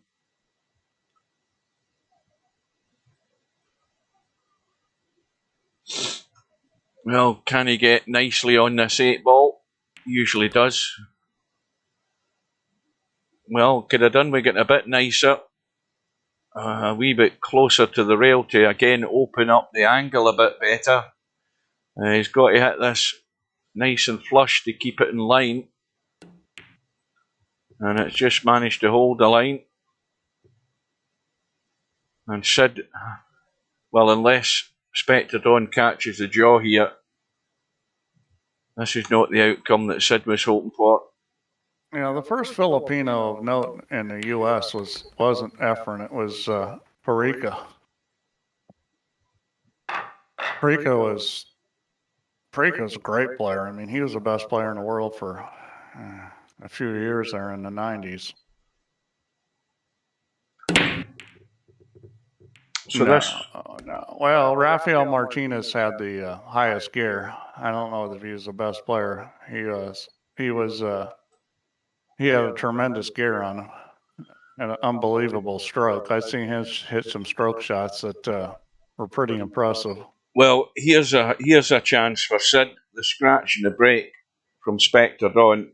The balls are all there, and this is what he's not been able to do on too regular a basis when he has had chances. He's had 2 or 3, and he's not really taken them. Yeah, I would agree. Perica is one of the all-time greats. I'll tell you a story about Rafael Martinez. So back in the 80s, they had this Camel Pro Tour, Camel Pro Pool Tour, and it was 8-ball. It was at teams. So my buddy Frank was on the team with Rafael Martinez. So Rafael gets up and does, one of his crazy run out where the cue ball's flying all over the place and spinning like crazy and stuff. And he gets done and he runs out, he gets done, he comes and sits down next to Frank and he leans over and he goes, "I know you wouldn't have done it that way." Which is hilarious because Frank was like, everything was like perfect, all under control. And Martinez plays like a wild man. I mean, it's something else. I mean, that's his weakness too. That's just going to spin out. That's why he loses to a lot of players. Well, that'll be a missed call. But I'll tell you something about Martinez. To show you how good a player he was, is that John Schmidt, that was his kryptonite. He could not beat Rafael Martinez. And John Schmidt is a really fine player, and he just it was his kryptonite. He said, the one guy that always was beating me was Rafael Martinez. Well, Sid has to be brave enough to catch the edge of this 3, just the edge and no more, and head to the long grass. But these are difficult to execute properly. But that... Well, that was it. Well, I don't know if I'd call him a cool dude. I mean, he wasn't somebody that I was hanging out with. I mean, at one point... Hang on a minute. That's a foul. He must have hit the rail. He must have just hit the rail first. He must have hit the rail first. Yeah. Wow. I'll tell you, Rafael Martinez disappeared for about 2 years because he did something to upset the cartel down in Mexico, and they were going to kill him. He just flat out disappeared. Yeah. So I wouldn't, wasn't a guy I was going to be hanging out with. Yeah, you don't mess with the cartel. Yeah, well, it's just... But they don't, I mean, they don't give you a second chance. Well, they gave him one. I don't know how he made it right, but he came back. No, Raphael, most of the other Mexicans didn't want to hang out with him. He was not, you know, he was kind of bad news. Well, where's this cue ball going? I think he's okay.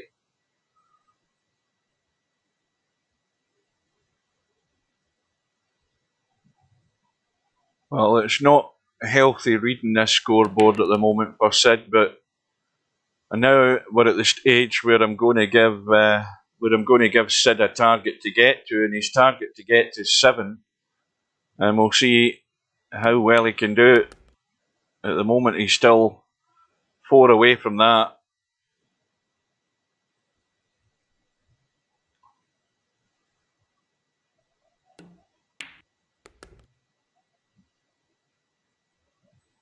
Yeah, that's the difference between pool players here and pool players in Germany. The pool players in Germany haven't ever gone to jail.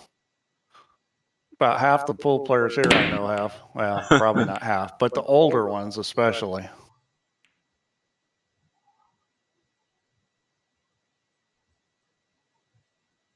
There's been a whole slew of them.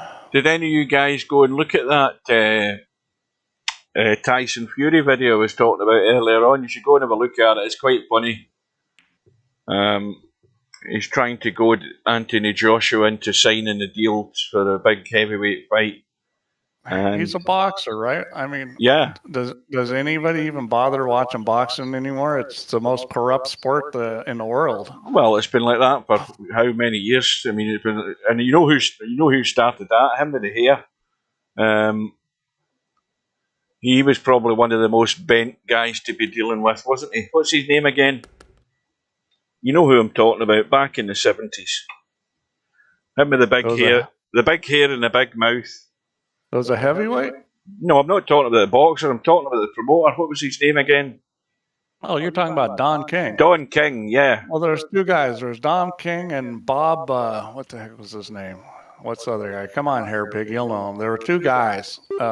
Bob Arbrum or something like that. There were 2 guys that ruled boxing, King and this other guy. They owned the whole thing. And it's not that way anymore, but they literally own the whole industry at one point. Bob Sugar? Who's that? No, not Bob Sugar. It's Arbrum or Artrum. Yeah, I'll just look it up. I mean, anyway, this video's got Tyson Fury sitting there. He's got his phone, obviously filming himself, but the other guy that's with him is doing the impressions of various different people trying to goad Anthony Joshua. It's quite funny to watch. Yeah, it's Bob Arum, A-U-R-M. Him and Don King owned everything. Yeah. I mean, literally, you know, anybody else that could get in there was having to beg, borrow, or steal from those 2.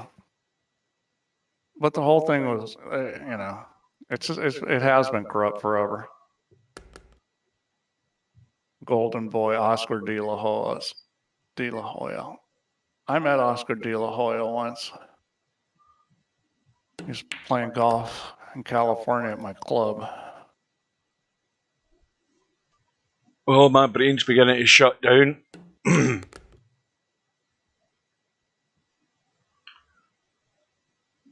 But SPECTREDAWN isn't.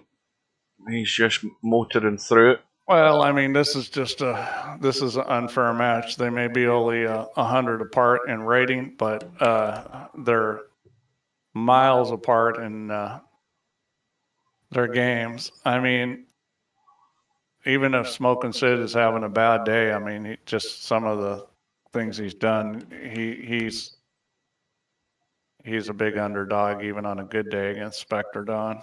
Yeah, he's out of his depth. Well, Spectre Dawn's certainly one of the favorites to win this tournament. I mean,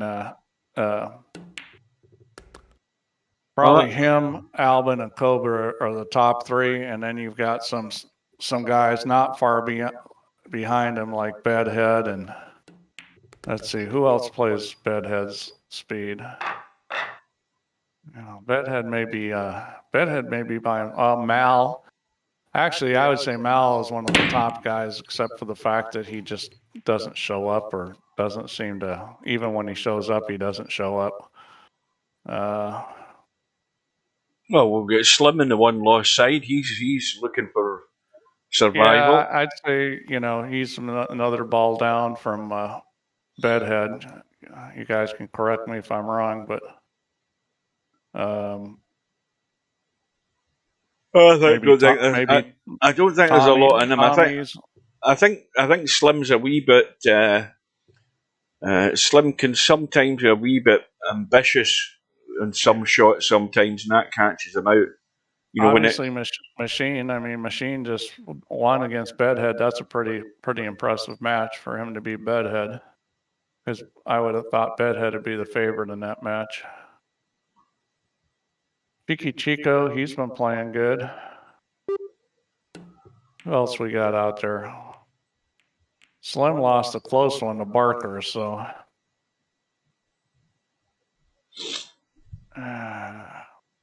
Well, you know, are we, you know, we're not paying top female. You know, a lot of these tournaments in real life that I play in pay the top female finisher in the field. Well, even if they're 12th. Yeah, they'll have some money for the top woman.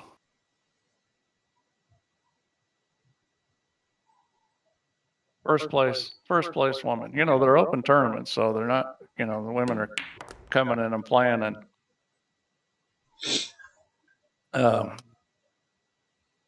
other than the handicap tournaments, I mean, the handicap tournaments, well, even the handicap tournaments that I play in, some of them have top women, but I never knew that. That's the first time I've heard that mentioned.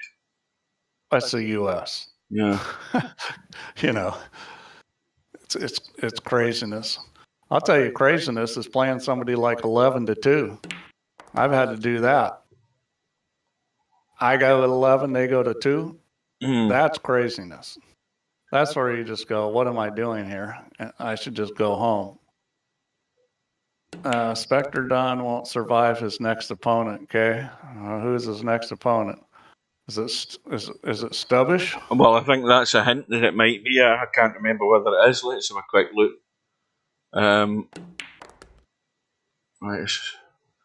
Well, I would think that Stubb. I've heard that there's a little bit of problem with getting a proper response from Stubb. By the way, who's Stubb looking to play? Because I think they said. No, it's going to be Interchange X if he can get by Fantastic Fox. Well. Right.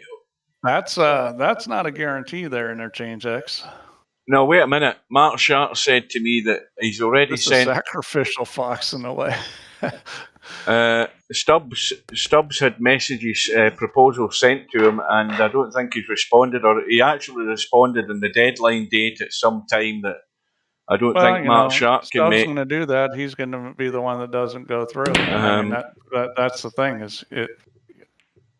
Mark would need to be here to give you a clearer detail of what he was talking about. I don't need that. I can look at all that stuff. Well, I get copied on every single one of those, so I can. Oh, well, we're not that nice. We don't give flowers. Just cash.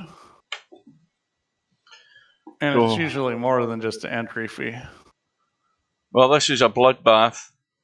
I think it would be categorized as that. But it's not a lot.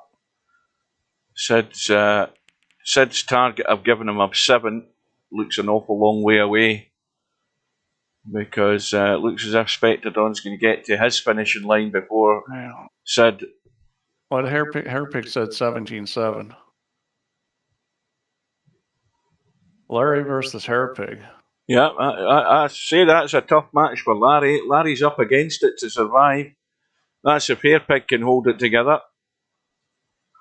But, well, that'll be a fun match to watch because the only problem is neither one is gonna I don't think either one's just gonna dominate the match. It's gonna be some back and forth. Yeah, what's the deadline for their match? Because I'm sure as anything they'll have it at 3 o'clock in the morning my time, and I'll be at work.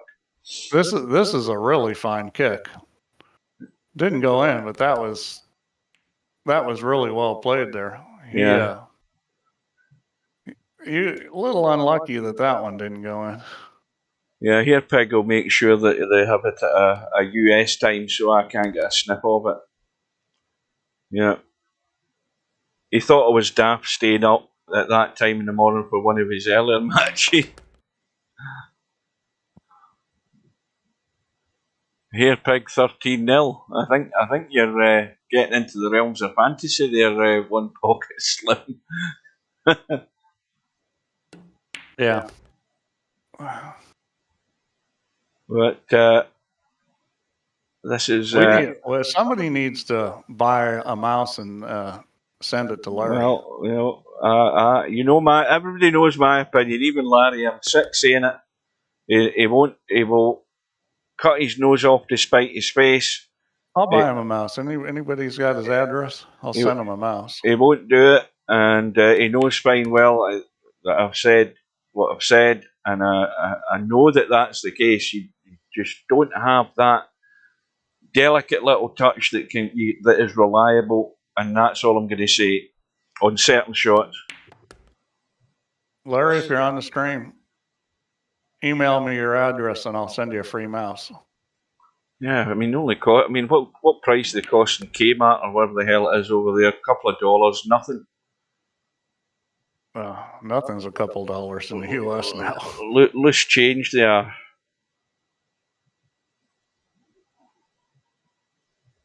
And I can guarantee you with far more reliability. Well, this shot's missable. This is testy, yeah. But this is missable. Yeah, let's have a quick pretty close to the rail. Oh, this is testy. That one I would have hit with inside. That's one of the ones I would have hit with inside. I don't know where I'm going. Hang on. Strategic. Wrong button. That thing was right on the rail. I mean, there was just no way. Well, Sid's going to have to call the reverse bank, as I call it. And again, he played one of these earlier, I think, and he got it. Was it hit this match? But he played at perfect pace. I think it was this match. This is not a real difficult bank. I mean, this is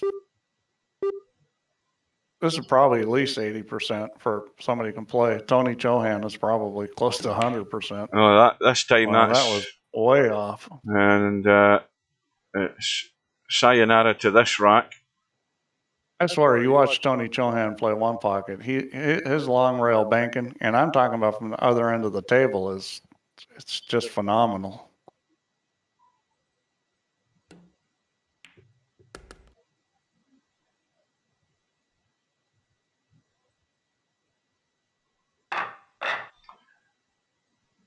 Right, so there's a 10 rack gap. Who's going to give odds on a sensational comeback by Smokin' Sid now? Oh, Hairpig's made a bold prediction. Now we've got to get Larry to go to a mouse. Yeah.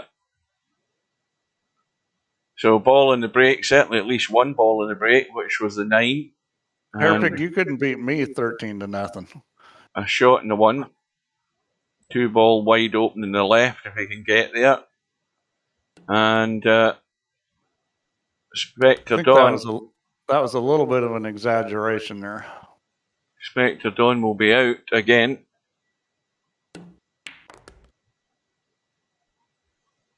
So Smokin' Sid, I think this is this the first time he's been in one of these big events? I don't recall him being. Maybe he was in a 9-ball one. I don't think if he was, he didn't go that far. But he's now getting a taste of the level that you have to be at to be competitive. But to do that, he can only do that with table time, I think, more than anything else, to find his feet. Because he's not at the races, I'm afraid. Well, this is sort of a practice match for SPECTREDAWN. I think he got a little straight here. He's got a little angle. I think he's got enough to get around the corner. Yeah, no problem. Oh, it was Slim that predicted you two. Aye, that was right. Aye, he predicted Hairpig would win 13-0. Well, that's a little bold. Make sure you slip him a 5 or something, Hairpig, for that boost. Cause, well, we've had a 17-1 in this tournament. I can't remember who that was. Well, I'm not sure you have the power of Jinx. I mean, now if Hugh said that, Hugh's got the power. Oh yeah, I mean, anytime you think you're caught, you're on a good roll. If I get a sniff and I come into the room, you're dead and gone. Some people have a lot of power. He was one of them. Yeah, I mean, I've got video evidence, and I've got more than enough people who will tell you. And Slim will swear on it. Larry will swear on it. Sylvia said Smokin' said was one of the best 9-ball in VP3. I remember seeing a name. I mean, if he hasn't played in a long time, it takes a while to get back into it. I mean, he'll probably get better if he's, keeps playing. Well, that's always going to be the problem now. Is we've moved on a good number of years, and everybody's lives have changed one way or another, and you don't get that table time. I mean, for me, it's simply working hours that does it for me, and it probably is for other guys. You don't get that time.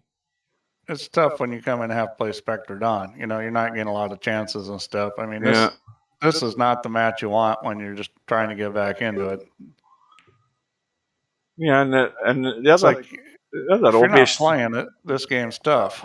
Yeah, if you don't have that time, and SPECTREDAWN's a perfect example of somebody who does seem to have that time, because any time I come in from work in the afternoons and I come online, I know who'll be online pretty much every day of the week. I spot him online, and he's in a challenge room of some description, usually 9-ball, recently maybe 10-ball. So he's getting loads of table time. You got to know your limitations. I mean, I go down to the pool room, and I literally had not hit a pool ball in over a year. I mean, I hadn't playing no pool. And I took my cue with me because I went down there. So I left it in the trunk of the car because I wasn't planning on playing. I just brought it because that's what you do if you go into a pool room. And I'm walking in, and who's standing outside but Dennis Aquilio, and he asked me to play. I told him, I said, Dennis, my cue is in the trunk of my car, and that's where it's staying. Because at that point, he could have spotted me the world, and I wasn't going to beat him. I mean, you just can't play when you haven't been playing. Not against that kind of competition. I mean, against a riffraff, yeah, but not against, the best player in the world. Best player in the world asks you to play, even when you're playing a lot, usually you're going to say no. It's going to have to be a pretty big spot.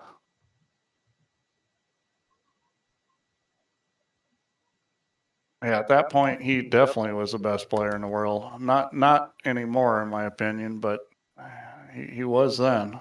Well, the biggest thing to adapt to in VP4 is the physics difference. When you were used to playing VP3, it was night and day. Yeah, this model is a lot better in VP4, and the rail model's better. The ball-to-ball physics is better. We did a lot of work on the ball physics. Well, SPECTREDAWN just marches on, and Sid, since I gave Sid a target of getting to 7, he's not moved an inch. He's stuck on 3. Yeah, you. So I've jinxed him as well. Yeah, you got the power here. Oh goodness! And SPECTREDAWN again. He's just got onto the line. He just got there. You never think it's going to get there, but it's just got there. You need 15 to 4 for the 4, Dennis. You talking one pocket here, Pig? Oh, it's just going to hold the line and no more. Let's watch a replay of that last shot. Look at that. You thought it was going to leak away. And in the meantime, the 10-ball's gone. It's 2 racks as a target for SPECTREDAWN, and Smokin' Sid wants this over. He wants. Well, there we go. We'll have the last one of the night. Well, Dennis offered me the 7-ball playing 10-ball and 2 games on the wire to 9. And I said no because I wasn't playing. If I had been playing, I might have said yes to that. But then he went and played a guy that plays maybe a ball worse than me and beat him out of 2,000 playing like that.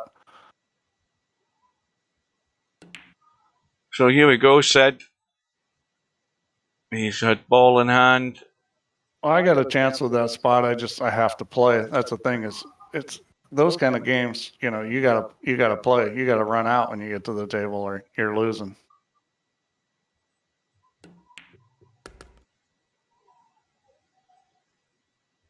I haven't spoken to you, Steve, since I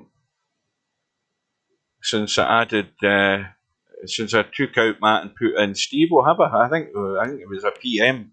But no, you said that you said it worked. Yeah. But did you read?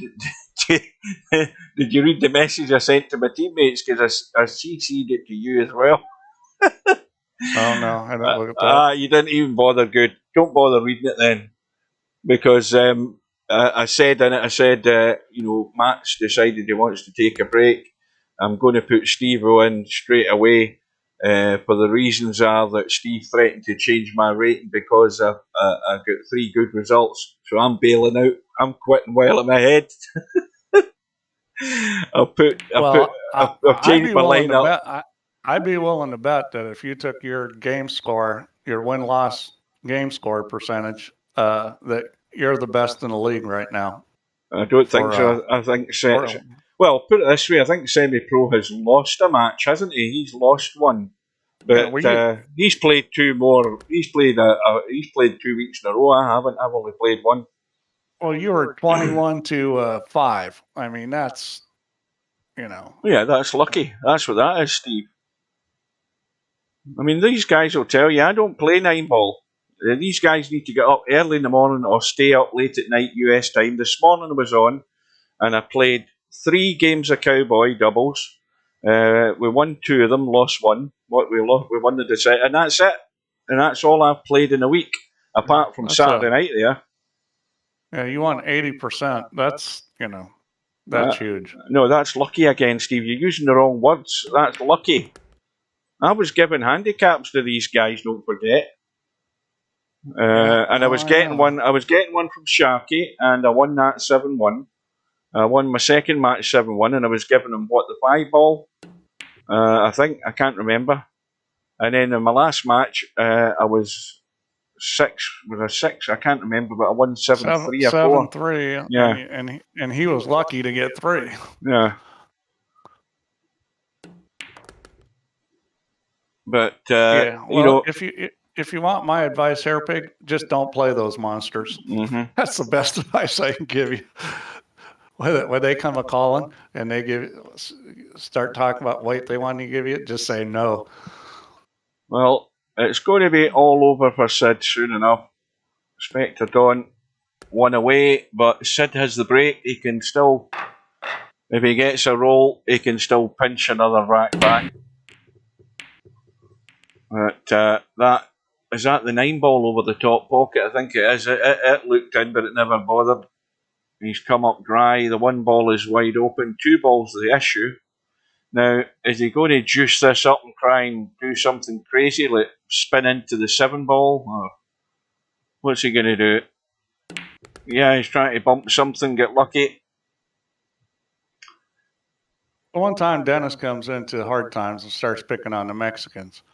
First, he gives Arturo the 6 out for 1,000, beats him. Then he gives King Kong the 6 out for 1,000, beats him. Now you got to understand, those guys can play. They both played, like my speed. King Kong at that time probably better than me, and so then he gives Morrow the 7 out, and they end up breaking even. So that's how good that Dennis is playing. He's given another champion the 7 out and breaking even. That's why you don't want to play those guys, because you're thinking, man, I'm getting a lot of weight. Well, when you find out he's giving some champion the 7 out, and the guy can't beat him with the 7 out. Earpig says I played Mike Davis and Brandon Schuff. both a fair bit getting the 7 and the breaks. Yeah, well, Mike Davis is a great guy. Mike Davis is really a great guy. I mean, he's a real gentleman, and that's play those guys like that. I mean, that's pretty cool. I've never played Brandon Schuff before. I've seen him play. He's a good player. So Sid at the table. How many times I say this? They're all there, but can you get there? Mike Davis is a pretty good straight pool player. Well, I don't know how he's playing now. He had a neck injury, and for a while there, he was hurting. He doesn't want to get into this too much. That's pretty good. Just to get off the rail. We're rooting for Sid to get another game. I mean, Hairpig needs him to get to 7, so he's got to get a bunch.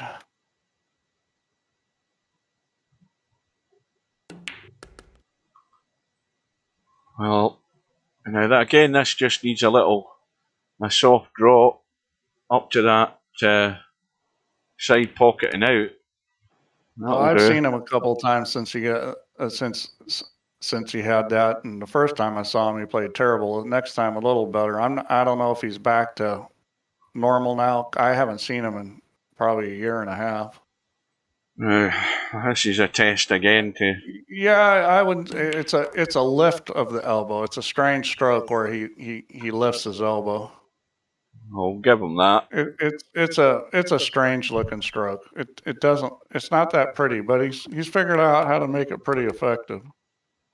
I mean, he's a pretty good player. I've played in tournaments twice, and I've lost them both times. Well, that's probably the best part of 30 odd or 40 minutes almost since Sid's won a rack.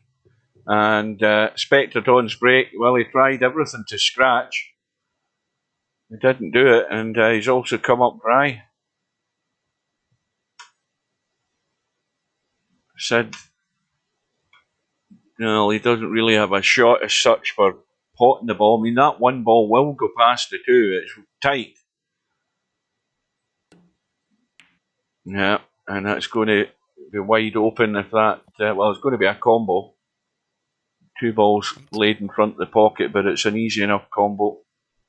You would think he's making this, and you'd think he's getting a shot on the 1. Well, okay. There we go. Well, that wasn't me, guys. I was right about one thing. You got a shot on the 1. I got half of it right. Well, the 2 ball goes past the 6. Yeah, my kryptonite since I've moved here is Josh Roberts. I've played him twice. I haven't missed a ball, and I've lost both by, and I've lost both matches, and they weren't close, and I haven't missed a ball. So, yeah, he's got like a silver bullet in his gun when he sees me. I think he's bolt straight in this. This is, again, a test of the stun draw control or the big juice-up shot. What one's he going to choose? I would have gone forward with this. He's okay. You know what? That's a really good shot. That's better than my shot. I like that. That was better. I didn't realize he could get where the 8 ball wasn't going to be in play. He can dink around behind the 8, come around 2 rails. He looks as if he's going forward again. It looks as if he's going... Oh, he is coming around. Yeah, he's got to come to the side rail. He didn't open that up enough, though. No. This is kind of awkward. Well, you could play the 10. Yeah, well... It's a little funny, though, to get it, because it's going to want to hit it too much on the left. Now, what is Sid thinking here? I mean, it's hard to avoid the 10 is the problem. The chances are there. See, I think in that situation, would it not have been better calling the ball? Because well, it was a funny shot because it wasn't. You couldn't just roll it and make the 10. You're going to have to stun it some. And yeah, but you couldn't not hit the 10 rolling it. I mean, it was like kind of that in between. Well, what I was thinking there is that you're playing the 5 ball and you're playing to pot the 5 ball, but would you not be better calling the 5 ball in case the 10 goes in? Or does that make it? I mean, the 10's got to come back up anyway, hasn't it? Well, you gotta call a ball. Aye. You know, it's either the 5 or the 10. You can't call both of them. No. I think I'm just too tired. Well, I'll tell you what, Hairpig, his stroke is tremendous, and his knowledge is tremendous, and his game is tremendous. And you're right, he should have had better results. But you got to understand, there's 2 guys on the East Coast that are both probably as talented as Shane, and that would be Justin Hall and Josh Roberts. But you know, their lifestyle is such that it sort of makes it tough to be consistent. Let's put it that way. Well, it's another rack for Sid. He's found his way out. I missed what that big bit was. That Slim that was saying something in the chat there, something about the commentary booth, but I missed it. It's disappeared off screen. I'm back is on. I love it. I'll tell you what, Hairpig, if you haven't watched Justin Hall play much, you should. I mean, it's just a tremendous player, especially one pocket and banks. Just, you know, tremendous player. I would say that he is, well, if I was picking top 5 in the country in one pocket, I would put Justin Hall in there. I would put Josh Roberts, Tony Chohan, and Shane. Those 4 guys for sure. I'm not sure who I'd put in 5, but I mean, Justin Hall is, I think he's better than Josh. I think he's a little better than Josh, and Josh is super strong. Well, you know what? I guess I put Evan Lunda in. Evan Lunda just beat Josh in a big match. Yeah, Justin Hall's just a phenomenal player. You know, I had never seen him play in person until I moved here, and when I saw him play, I was like, wow. I mean, he really impressed me. Well, he got the hit, but he hasn't got the roll. Now, this cue ball's a bit tight to get to. He's got to get well over to the left here, and he's made sure of that. He's maybe overcooked it a wee bit. I think Danny Smith is a notch down. Chip Compton, I think, plays better than Danny Smith now. Chip Compton's been playing good. But Evan Lunda beat Josh Roberts in a big match, which sort of surprised me. I know. I've known Evan for, I don't know, about 4 or 5 years now, and you know, was really good back then. Tremendous stroke, and you know, I thought he would turn into like one of the top one pocket players. To beat Josh Roberts in a big race, that's not easy to do. Well, I think Sid's misery will be over fairly soon. He's got to 5. He hasn't got to the target I set him, but well, Alex isn't an American. Alex Pagaline, he's Canadian, isn't he? Yeah, I mean, at most you can say he's Canadian, but he's really Filipino. Filipino, yeah. He's Filipino masquerading as a Canadian. But Frost, yeah, you know, I wouldn't put him in the top 5 right now. I think there's 5 guys that can beat him. I mean, he was. I mean, Frost is a very impressive player. Well, this might be Sylvia, a good... she's still on. I sent her a video of Scott Frost playing one pocket. And the first thing she says is, she goes, "That guy looks like a doofus." I thought that was pretty funny. I go, well, he may look like a doofus, but he can really play. Nice little bump there. And, well, he's tried another little bump, and it might have backfired. Oh dear. That's not the bump he wanted. That was the wrong kind of bump. Well, after the last bump, he then went bumpy bump, and he's bumped behind the 10. Well, let's face it. I mean, yeah, Skyler plays good one pocket. Plays good banks too. Let's face it. When we're talking one pocket, if you're not talking about Americans, you're talking about Filipinos. Now there are some Europeans that are playing one pocket that can play it. Like Filler can play one pocket. Better Gorst can play one pocket. I mean, those guys are both really strong. What about Shaw? No, I wouldn't call him a one pocket. I mean, he plays so well that, you know, he's dangerous playing anybody, but no, he's not that strong. Oh yeah, Gorst has moved way up. Gorst is a fine one pocket player. He banks so good that, you know, anybody that banks good. That's a good shot. I mean, Billy Thorpe, you know, he's a real fine one pocket player. Well, Oh dear, Sid. Well, that is it. There's a lot of guys that are really good one pocket players. You know, trying to pair it into the top few is actually pretty tough. I was just about to say Sid's going to be one away from his target, but he's bailed out in the ninth. I think Gorst is a little more of a one pocket player than Filler. I mean, Filler is just, you know, he banks great and he pockets balls great. I watched him play Tony Chohan in a race to 25 and Filler beat him, which is pretty impressive. So SPECTREDAWN comfortably through. I think we could describe that as comfortable. And it's 17 racks to 5. And Sid needs an awful lot more table time. That's really the reason at the end of the day. So well done to SPECTREDAWN. I think that, were we not saying that, is he in the bottom half of the draw, Steve? I can't remember. Hang on. No way. There's nobody as good as SPECTREDAWN in the bottom half. So, guys, I got a trivia question for you. Sylvia will know this one. Okay. What makes Josh Filler different than all the other Germans? There's something different about him than all the rest of them. Can anybody answer that question? Was this a joke? No, it's not a joke. He's not really German. He's Austrian. You know. No, I don't think he's Austrian. I think he's German. I don't know the answer to that. And I'll give you a clue. It's not that his wife plays pool. His wife's actually a pretty damn good player too. He's left-handed, so say a pig. No, but that's actually that actually might be true.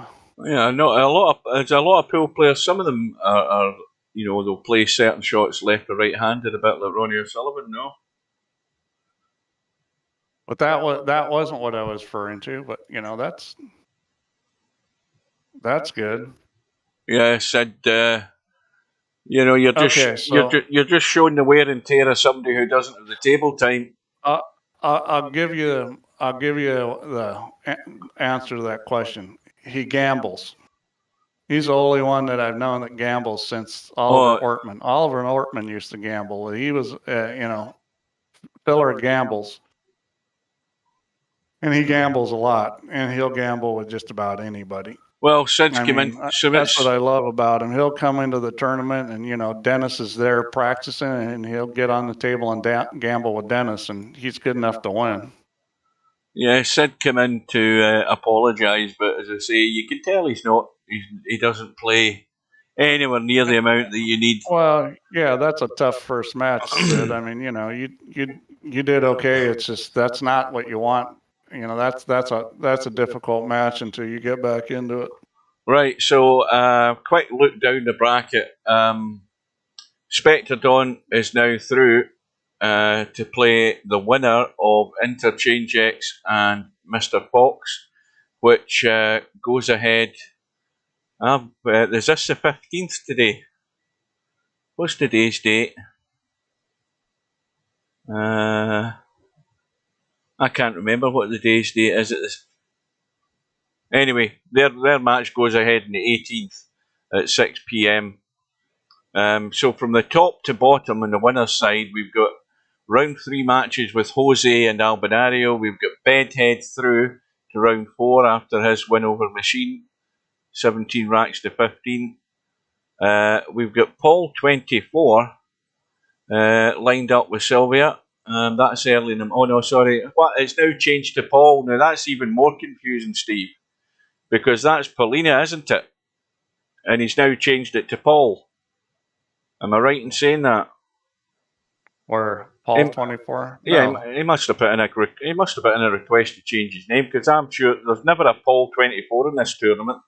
There's a Paulina in. Remember what we're saying, and we said that was a girl. Well, you're right. Well, I didn't change his name. Maybe somebody else did. Well, the name's changed. It shows at the back. Anyway, their match is lined up. I'm just thinking. I was looking at the name. I'm saying I don't remember a Paul 24 in the tournament. Then you're right, because we thought it was going to be a match of two women, and now it looks like it's going to be a match between a woman and a guy. Well, maybe he's done that. I'm sure Sylvia's a woman. I can vouch for that. Yeah. Well, anyway, they're set to play early in the morning because of the time zone differences. So again, I won't have that one. We've got Popman through waiting to play the winner of that match. And then further down, we've got Interchange X with Mr. Fox, which is at 6 p.m. and whatever date that is, because I've lost track of where I am here. Smokin' Sid and SPECTREDAWN, of course, the winner is waiting to play the winner of that match, so that should be a good lineup, whoever gets through. Further down, Cheeky Chico into round 3. He's waiting on the winner of the match between Fast Eddie and Z Karaoke. And then, of course, we've got Stubbed, Real Poland Power against Mark Sharp. That's going to be a late at night match, probably, because they're both from the States. So the chances are they will be playing late on. And unless, when's the deadline for their match? The 20th. How many days away is that? It's coming up. 6. So it's 6 days. So, I mean, and what date is the deadline? Is that actually Monday next week? Because the 20th, which is Tuesday. Right. Well, Tuesday. If they play it on Tuesday late on in the day, I'll get it. But the other Tuesday thing to 5 p.m. The other to bear in mind is that Monday we're all off work on Monday because of the Queen's funeral next Monday coming. So I'll have a day off on Monday. So that's one thing that if they set it at a certain time, on maybe if they book it for Sunday night, then it's fine because I'll be off on Monday and I can stay up or set my alarm and get up for it like a mug, like I do every time when I have a chance. We have Jover and Sergeresh arranged in round 2, which again is on the 18th. There's quite a few matches arranged for the 18th. And then we have Barkers, who's through to round 4 to play the winner of Simanx and Brainflout. And I've already said that Barkers should be favourite to win out in that match against those two guys. Again, with respect to them, I think Barkers would be too strong. Columbus and Bankster to play. They've not arranged the match yet. And Hazard and Acero. Not really an awful lot to look at in the one-loss side. I think there's a lot to be done yet before that starts taking shape. Hugh, I got to run. I'm just going to say goodbye real quick. Right. Take care, guys. Yeah, thanks for joining us, Steve. Good night. What I'm going to do before I go is just have a quick look at the matches here to confirm it. We have Sylvia and Paul, who's now Paul, 24 on Sunday, the September the 18th, which is in the morning, so I'll be at work. Then you've got Sergeresh and Jover on Sunday at 1 p.m. in the afternoon. I'll be at work for that one as well, probably. I won't finish until after 2 o'clock. Fantastic Mr. Fox on again Sunday, and that's 6 p.m. Now, these are all British summer time, so that will be 1 p.m. Eastern time. And then Cobra and LS3 on the one-loss side has been arranged for the Monday night at 7 p.m, and I'll be there for that. And then finally, we have the match confirmed with Fast Eddie and Z Karaoke, so that's a week yesterday, am I right in saying? That's next Tuesday, and that will be at 6 p.m. as well. So I'll be able to get a few of those matches. They're the two that I won't be able to get. So that about covers it. So, as I say, we've got the Queen's funeral next Monday, and I think pretty much all the businesses have confirmed. My company confirmed. I got an email today confirming that they're closed. Well, they only have to do that to follow every other company who's going to be closed. So we'll be shut the whole day. So that's a day off next Monday. And I think that is pretty much it, guys. We had one very good match and one not so close match. Unlucky to Sid. Well done to the others, because I've forgotten who they are.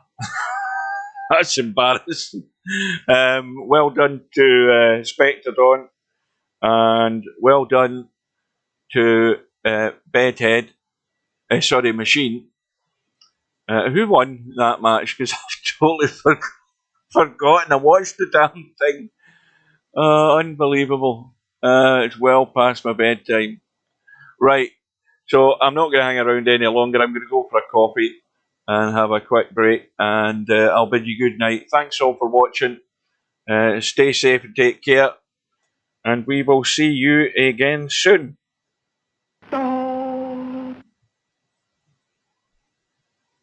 Good night, ladies.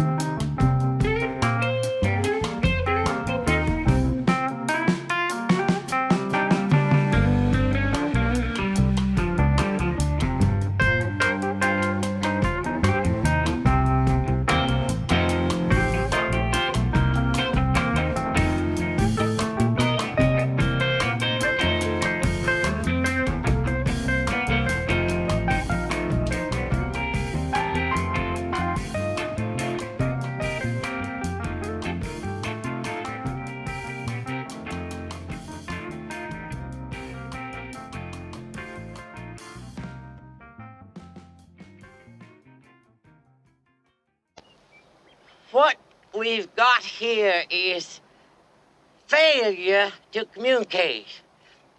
Some men you just can't reach. Put 'em up. Put 'em up.